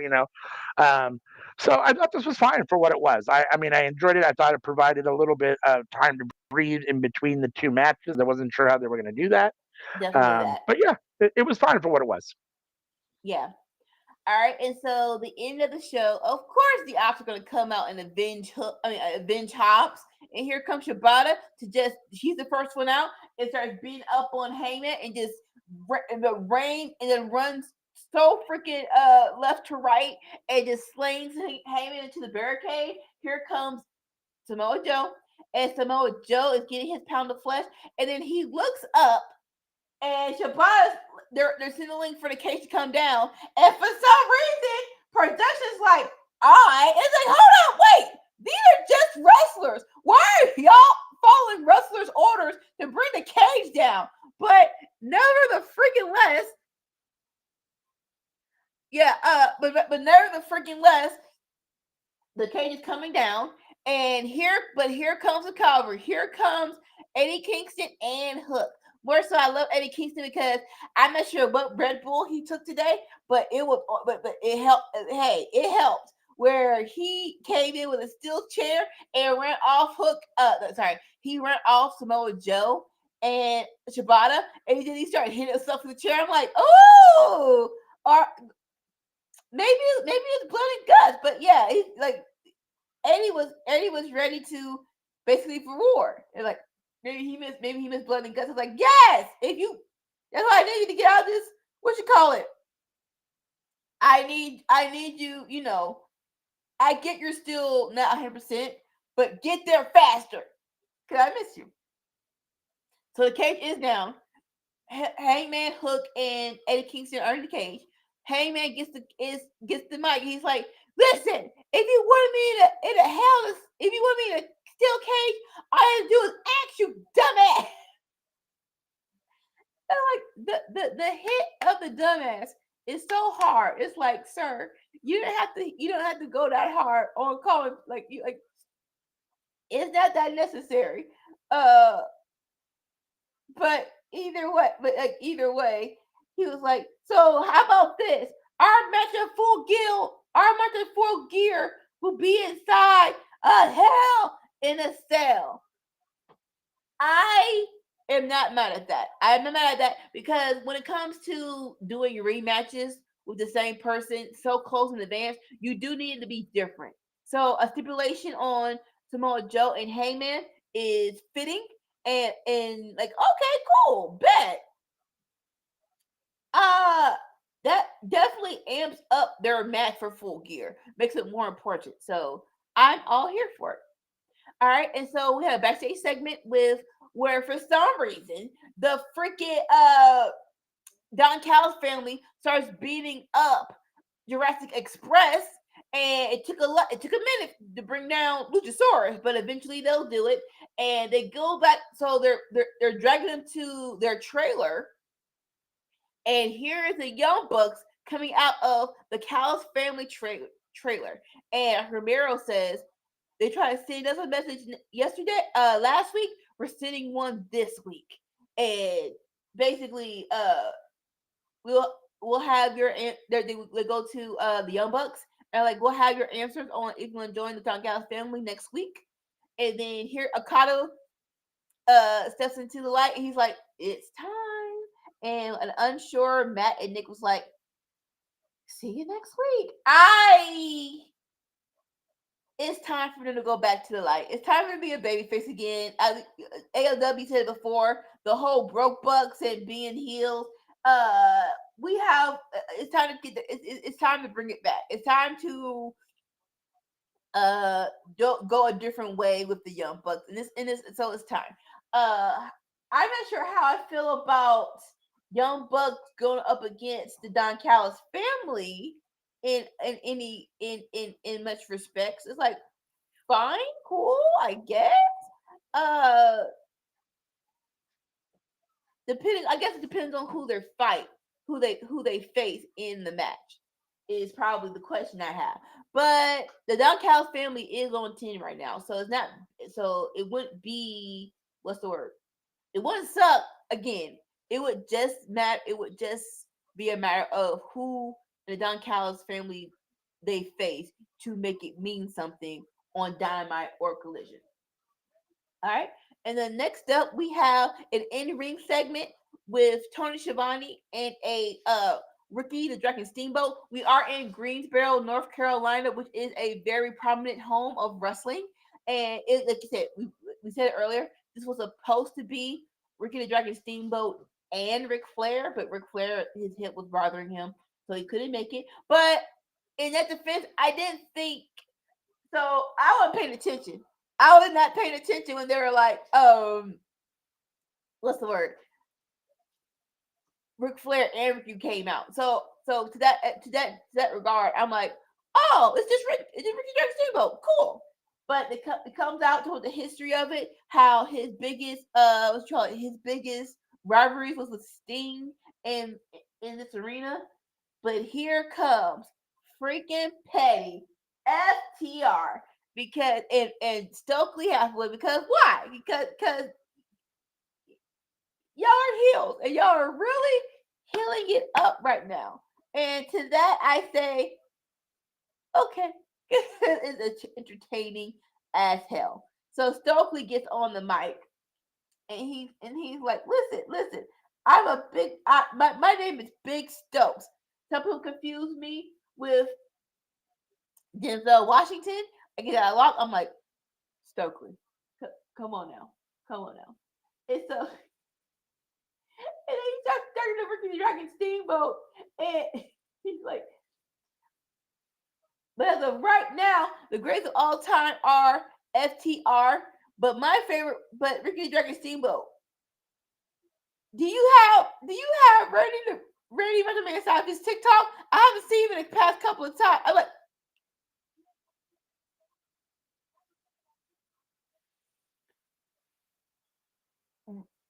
Stokely Hathaway, I need you to shut all the way up because you are talking about. Do you have Randy's Macho Man Savage's number? I haven't seen him on TikTok. Shut up!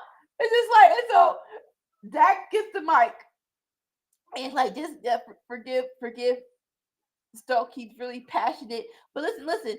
We actually love Ricky the Dragon Steamboat. They put on the screen that they actually had a match with Ricky the Dragon Steamboat. One of his last matches, and it was actually a really you know, for Ricky, who is, if not 70, pushing 70, and we call it, that was actually a good retirement match. And so they're like, and big on your Ricky the Dragon Steamboat for knowing that we could carry you to a great match. Hell, we can do anything. Like we can carry a monkey to a great match. I'm like, listen. Let's not be disrespectful. So that's what Dak said, right? And then, so sorry. So that's what Cash was saying. So that's what Cash was saying.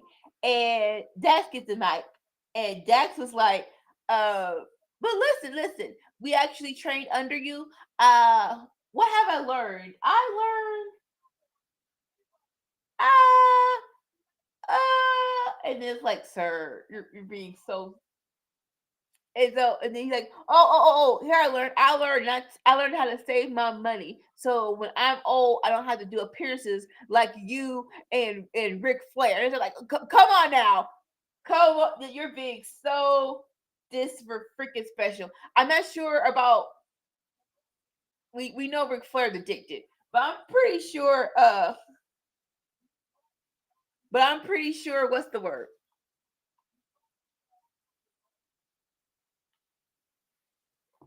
I am pretty sure that Ricky is in a better situation. I'll say that. So, but Ricky Jackson Steamboat, he was like, you know what? Any other day, I might just go at it, but right now, I'm just gonna walk away. I'm gonna let you have it because I'm a smarter man right now. Like, okay, good on you. Let's not end with this in a fight. I is in the fight. It is in a freaking fight, and so FTR is attacking Ricky Jagger Steamboat, but here comes Bandito for the save. Yay! Good on you. And just again, we're just further building up to this full gear match, which is going to be so freaking good. I love both teams, but I really think it's time to put the belt on FTR. That is just me. And so, but like, no matter what, it's going to be a really really good match. And so, next it's time for the main event, and it is men's blood and guts. Now, I was wondering who was going to go first, the men or the women, but storyline wise, it makes sense for the men to go last because there's more of a tether for all of them. That's just me. And so, again, but so yeah, storyline wise, the men should have been last because it has more at stake. I'll say that. One moment here.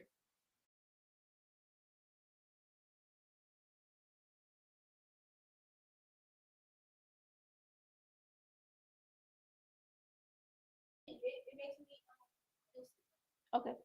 No, I'm saying it's 12 o'clock. He's like, all right,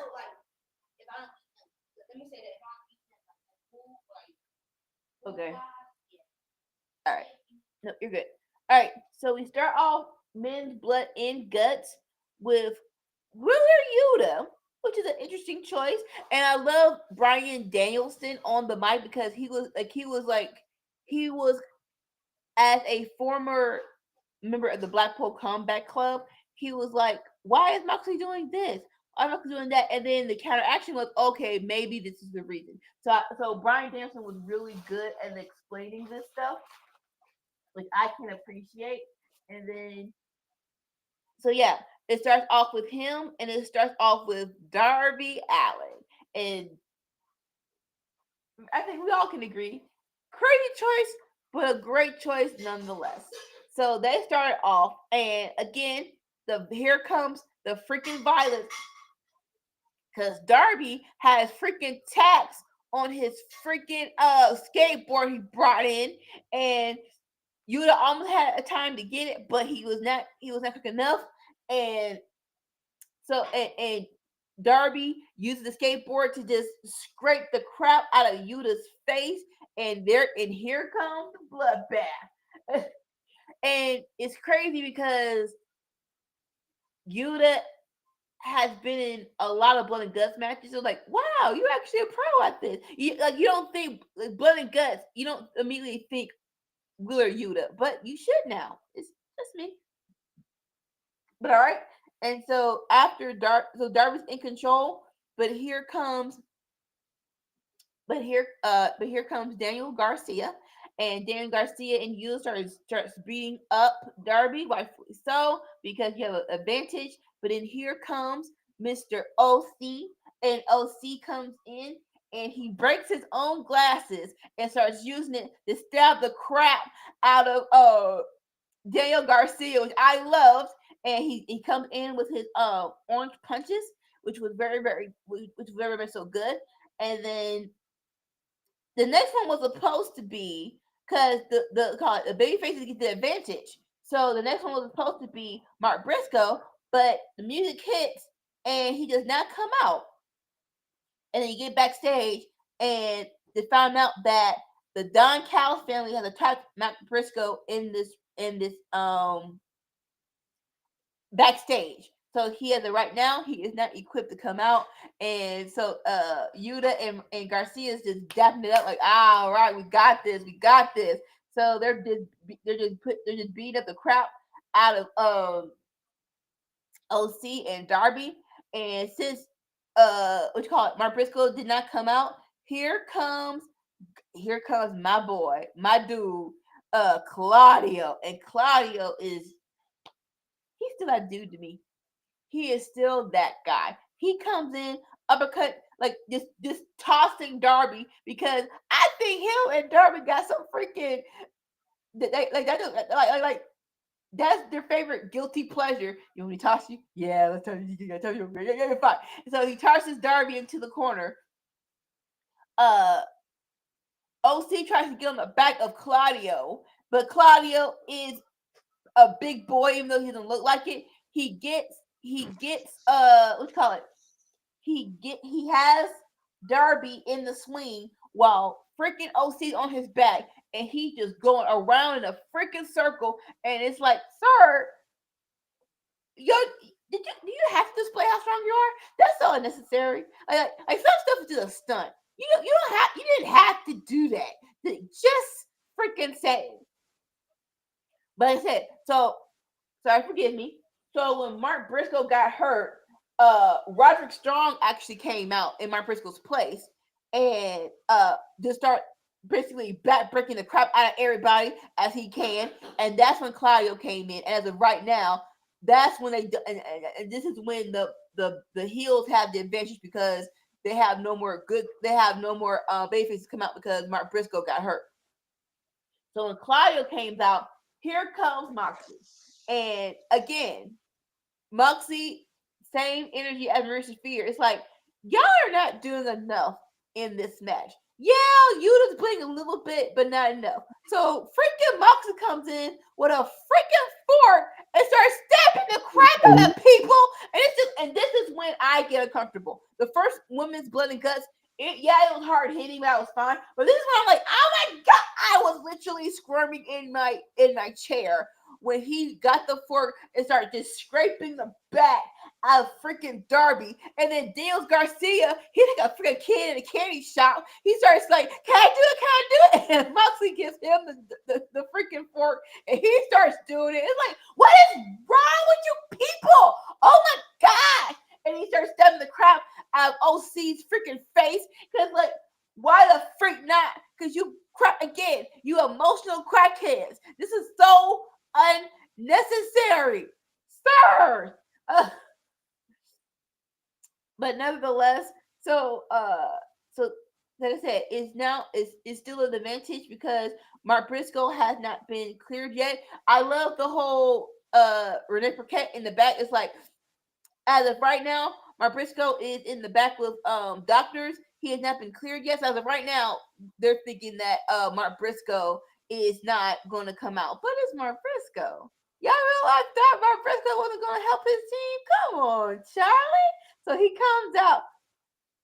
So at the end of it, he comes out with some freaking chairs, and he's limping, but like the medical staff's like, come on, like, no, just get away, you. So he gets into the match, and again, like, as soon as he gets in, starts hurling the crap out. He starts hurling the chair at people's heads because, yeah, why not?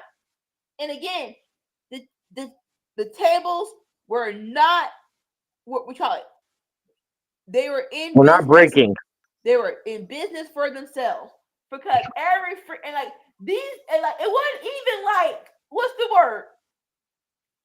It wasn't even like they were doing moves that weren't the moves they were doing to people. The table should have broken, but they just weren't. One of them was Roderick just like he did some flip and just and face plant some dude. The table did break. And it's like they did a spear. It was a little bit. It's like dang. Didn't they have I think they had to do two spears to get that table to break. It's just like, bro, what in the world? What? You go back to maybe the greatest street fight of all time, Angle and Shane, and when Angle tried to toss Shane to the glass, it's like, listen, after the second toss, in this glass, they didn't know it was real glass, isn't breaking. Let's try something else. Let's not try to break the glass that's not breaking. Evidently, something's wrong. Let's try something else. But hey, they still kept it up. And so so Darby went out. So I'm not sure how the cage got open, but Darby was outside trying to set something up. And here comes Gabe Kidd to freaking attack Darby. Did not think he was going to come out today. A very little nice addition. And so he just drives Darby to the top of the freaking ramp. And here comes Pat, because Pat got to get involved with your crazy behind and your little leotard. And basically, they set this table up. And like, just in case this table's not strong, this table wants to put up a fight, let's light this on fire. So freaking Gabe Kidd lights the table on fire. And freaking Pat, with Joe crazy behind, just launches Darby off the top of the ramp, the top of the freaking entrance of the ramp, the circle. Darby hits the table through the fire, and it's just like, oh my! It's literally, what the freak? I'm pretty sure they're like, listen, we couldn't do fire with me and Moxley in the I Quit match. I'm doing fire tonight. You can't tell me we didn't have that conversation. Which for that, I'm all here for it. But yeah, there it is. So how Cage got open was they closed it because they didn't think Mark Briscoe was going to come out. But when he came out, Briscoe got pliers. It opened the door, and somehow Mark Briscoe and freaking Daniel Garcia on the top of the cage, just fighting the crap out of it. No one flew off the cage, and I know that's not what's the word. That's not a requirement, but and we learned our lessons from Mankind. But someone should take this. Someone needs to, if you're going to get on top of it, it's not enough for you just to battle on top of the cage. Somebody needs to get off. Somebody needs to jump off this freaking cage. So it was a nice little visual. But if no one's going through it or flying off of it, so if no one's going through it or flying off of it, yes, they need. We call it. They definitely. There's no point. There's no in my opinion. There's no point. Next thing next, we have one of the other spots was Daniel Garcia had someone up. They had thumbtacks. Of course, no. This is what Moxley did. So Moxley had a freaking trash can full of glass and stuff, and brought it to the freaking ring, put it on the freaking mat, and he had Daniel Garcia freaking do a pile driver onto the freaking glass. It's like, Moxley, I know you like the blood, but you don't have to do this. You don't have to do so much, man. You don't. And so, get to the end of the match, and the end of the match is basically, even though Darby was taken out, the good guys with Mark Briscoe had an advantage. And here is Kyle O'Reilly. Him and Moxley are grappling, and I love this. So Kyle O'Reilly got an ankle lock onto Moxley, and Moxley's freaking out. But I love this little maneuver. He bends his leg to get O'Reilly in his face, and he gets a bulldog choker. Like, okay, cool. But it's Kyle O'Reilly. This like grappling is what he does. Submission is what he does. He gets out of that, and he gets into and he maneuvers it into another ankle lock, and now he is full on Kurt Angle, where he has it in his leg and he's going down. And Moxley's in the glass. He's panicking. Listen, Moxley's panic of I don't want to tap is the best panic in the world. For that last little stretch of oh, what am I supposed to do? I don't he like just searching for something to do, but like searching for an answer to not tap, and then he's in the broken glass, and he's like and he taps out for the second big match in a row. John Moxley taps out of the freaking and gives and makes the Death Riders lose the freaking match. I know he's a heel, but my heart is like, dang, I know he didn't want to do it, but he had to do it. And Kyle O'Reilly gets his win for his team, probably the biggest win of Kyle O'Reilly's career in AEW. And I'm not sure how they felt about this, but it came to my mind. Oh, this is the first blood and guts War Games match that Roderick and Kyle had to do without Adam Copeland. And I wish they could. I'm sorry, Adam Cole. And I wish they would have put more into that, where it's like, even though this is called blood and guts, Roderick and Riley had more. I wish they would have put more on that, where it's like, listen, we're not scrubs. We've been in War Games / blood and guts matches once or twice. So I wish they would have built that up more in the build up. But nonetheless, I love that Kyle O'Reilly got the win for his team. And it's like, yes, give these people, give Kyle O'Reilly his shine. Hopefully they will, they will build up to this where they can promote Roderick and Cal more as film competitors, or like let them go for something after this. Like don't just let this be a win for blood and guts. And yeah, the freaking the baby faces win. And it wasn't a lot of, like, even though Moxley tried to get up several freaking notches, this it wasn't as bloody as the women's, but it was still very much so entertaining and fun. I really liked it. Your thoughts? I thought overall it was good. After the women, after the heels got the win in the women's blood and guts, I didn't. I knew that the faces had to get the win here. There's no way you're going to have the heels lose or win twice, right? I wasn't sure how we were going to get there. Y'all could Um, have. you could have, but you're probably not going to. And I'm glad that they didn't. I think it makes more sense to have, the alternate. But I wasn't sure how we were going to get there. I'm very happy to see that they decided to have John tap again. I like I'm John's on TV so much, and he changes. Not that he changes, but like he's always kind of morphing a little bit. He's got so many different ways that he can be that, like, there are moments I feel like it's up and down. There are for me in my liking of John Moxley, like there are moments where I don't like him as much as others, and I like him right now, kind of in this frantic, am I losing control of the Death Riders because I've had to tap twice and I quit to Yeah. Darby, and like I just now I've lost and tapped to Kyle O'Reilly. Like I love Kyle O'Reilly, and I think Kyle O'Reilly deserves all the props we want to give him. But in the world of professional wrestling, and I talk about levels Yeah. all the time, John Moxley is still up here, and Kyle O'Reilly is still kind of down here. So for Kyle to get that big win and that visual of him tapping out John Moxley is a big deal, and I like that John is willing to do that. It'll be very interesting to see what the Death Riders say to John now that he's tapped out. If there's anything that's gonna And real go quick, ahead. I love that they built it up where there's a reason why we had the two matches with Kyle O'Reilly and John Moxley, and they didn't end with him tapping. So I love that they built it up where it's like John knew that if something happened, he was going to tap. So I like how they built that up as well. No, I agree. I agree, and I think that this has done a lot to make Kyle O'Reilly look good. It's done a lot and push Kyle O'Reilly. It's done a lot to make Roderick Strong look good. I thought everybody looked really solid in this match. I thought it was on par with the women's. It wasn't quite as bloody, and there weren't necessarily as many big spots as there have been maybe in the past in matches kind of like this. But I thought that it was extremely exciting.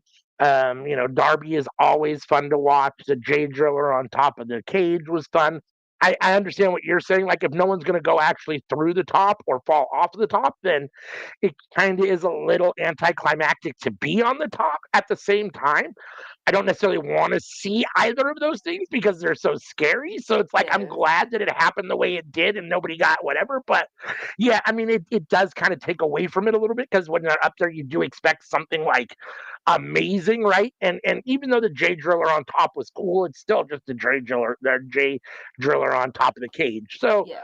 um no, I mean, I thought everybody looked very strong. I thought the spot where they stapled Cassidy's hands in his pockets was kind of So fun. I thought that was crazy. cool. Yeah.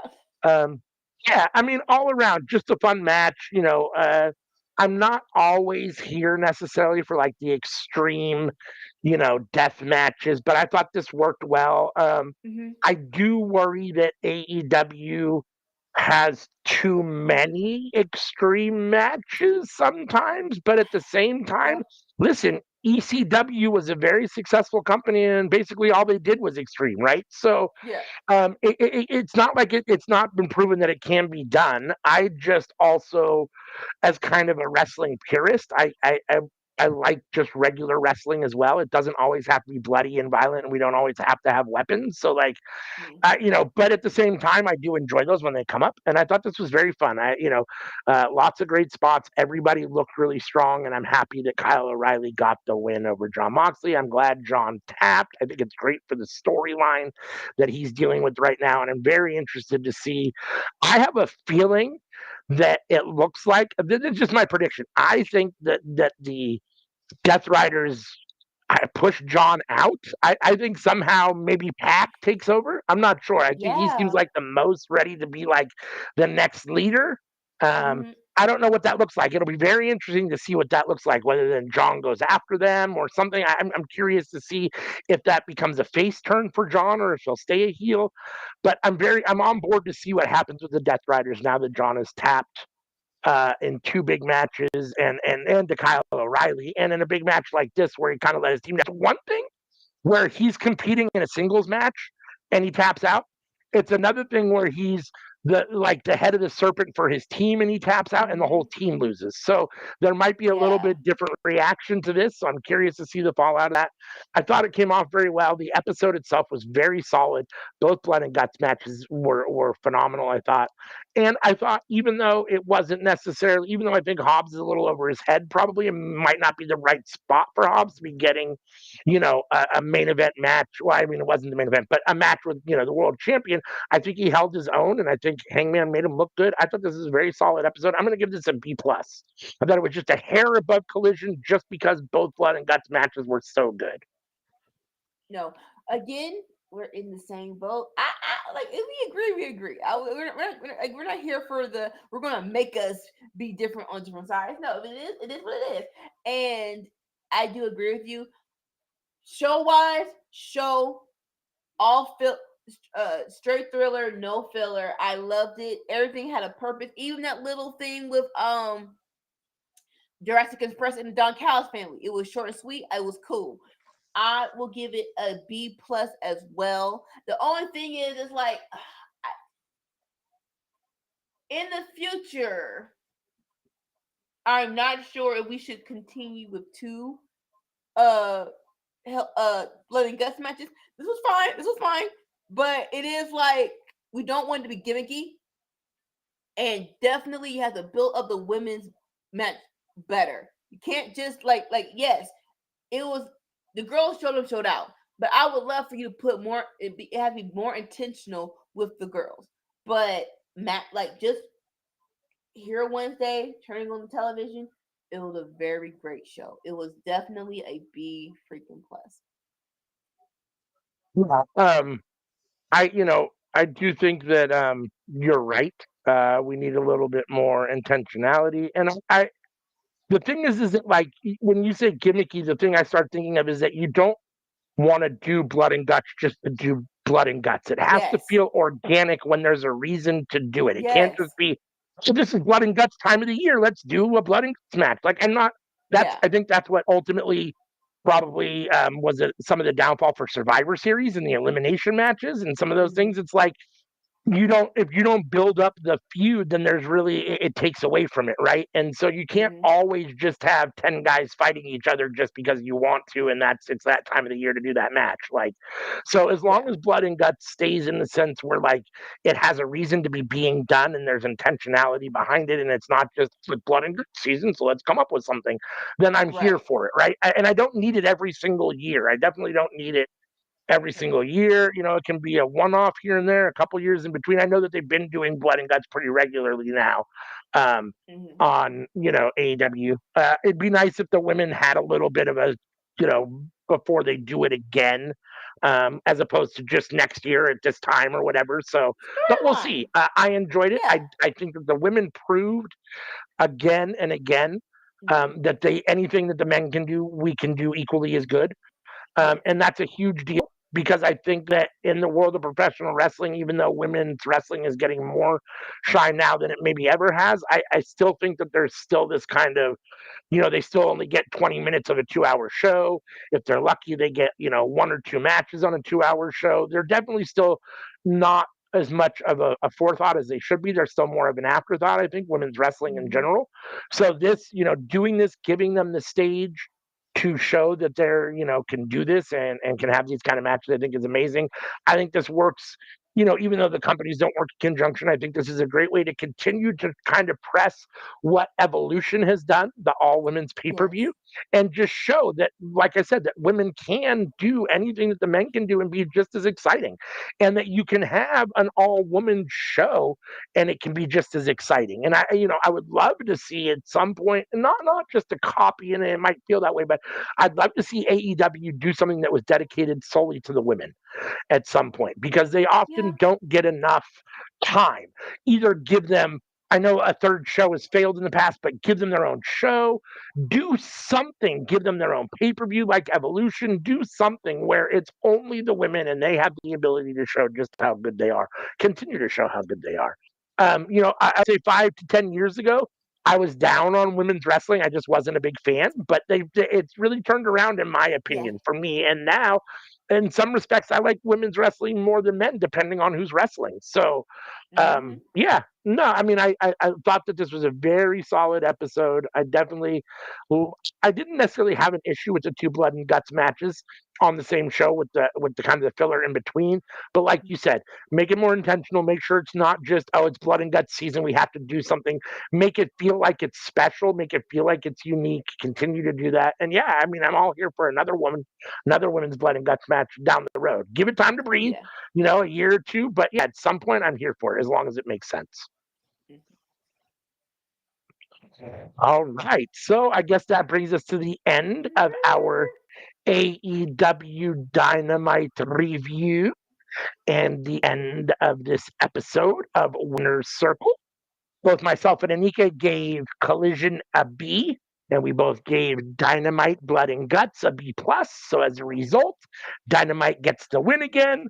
Blood and Guts Dynamite takes the victory. There you go. Yep. Um, but I will say, very solid week for both Collision and Yes. Dynamite. Collision was up. I thought Collision was very, very good. Um, if you want Collision to, I still think you're missing out because it's not live. I think that's really the key factor. But if you want Collision, I mean, I'd have to look at the ratings. But if you want Collision to grow and do better ratings wise, this show is an example of how Collision needs to work or how a Collision needs to look to bring it up to raise its viewing profile. I think this was an extremely solid Collision and a very good Dynamite. So I was happy all the way around. Anything else you want to say before we do our little housekeeping and get out of here? Nope. All right, so let's get to some housekeeping. Please join us every Tuesday for the cookout, where we all come together and talk about what's cooking up in the world of professional wrestling. Tuesday night, 7:30 p.m. Pacific, 10:30 p.m. Eastern. Come for the wrestling and stay for the chaos. Friday nights, join Anika as she watches SmackDown in real time, 5 p.m. Pacific, 8 p.m. Eastern. Sometimes she's joined by Sammy Joe. Sometimes she's on her own. Last night she was on her own, putting in that solo work. We appreciate that. We love Anika. And we know you guys love her as well. So you can join her every Friday night at 5 p.m. Pacific, 8 p.m. Eastern as she watches SmackDown and gives you her real time opinions and review of the action. Mornings, which you're here with us now. Myself and Anika. It used to be Sammy, but he's hit or miss. So it's recently been me and Anika reviewing AEW Collision from Saturday and AEW Dynamite from Wednesday, grading each show and giving you a winner. This week it was AEW Dynamite Blood and Guts. Let's see, what else can we do? We can put up our social media. If you scan this QR code, if I get it up eventually, you can scan that QR code. That will take you to Linktree, and from Linktree, you can get to all of our social media from one place. I have been remiss in not doing enough on our social media platforms, but we are there. Come check us out, interact with us. We'd love to hear from you guys, and we'll try to do some more stuff on there, maybe some trivia or at least, interesting news stuff, wrestling related. But you can scan that QR code on the screen, and it will take you to Linktree, and you can get to all of our social media from one place, or you can just check us out, sans the QR code on any of these social media platforms and interact with us. So, love to hear from you there. Let me take this off. And last but not least, you can check the audio version of the cookout on these podcast platforms. If you don't have time to sit and watch the cookout on Tuesday nights or later, you can always just listen to us. You can listen to us while you're driving around in your car, while you're doing your chores, while you're working out, anywhere that you're interested in hearing our golden vocal cords, you can do that. So, I think that's basically it, unless Anika's got anything else to say. We'll cut out that background, put out the lights, like Dolores says, and until next time, peace. Bye.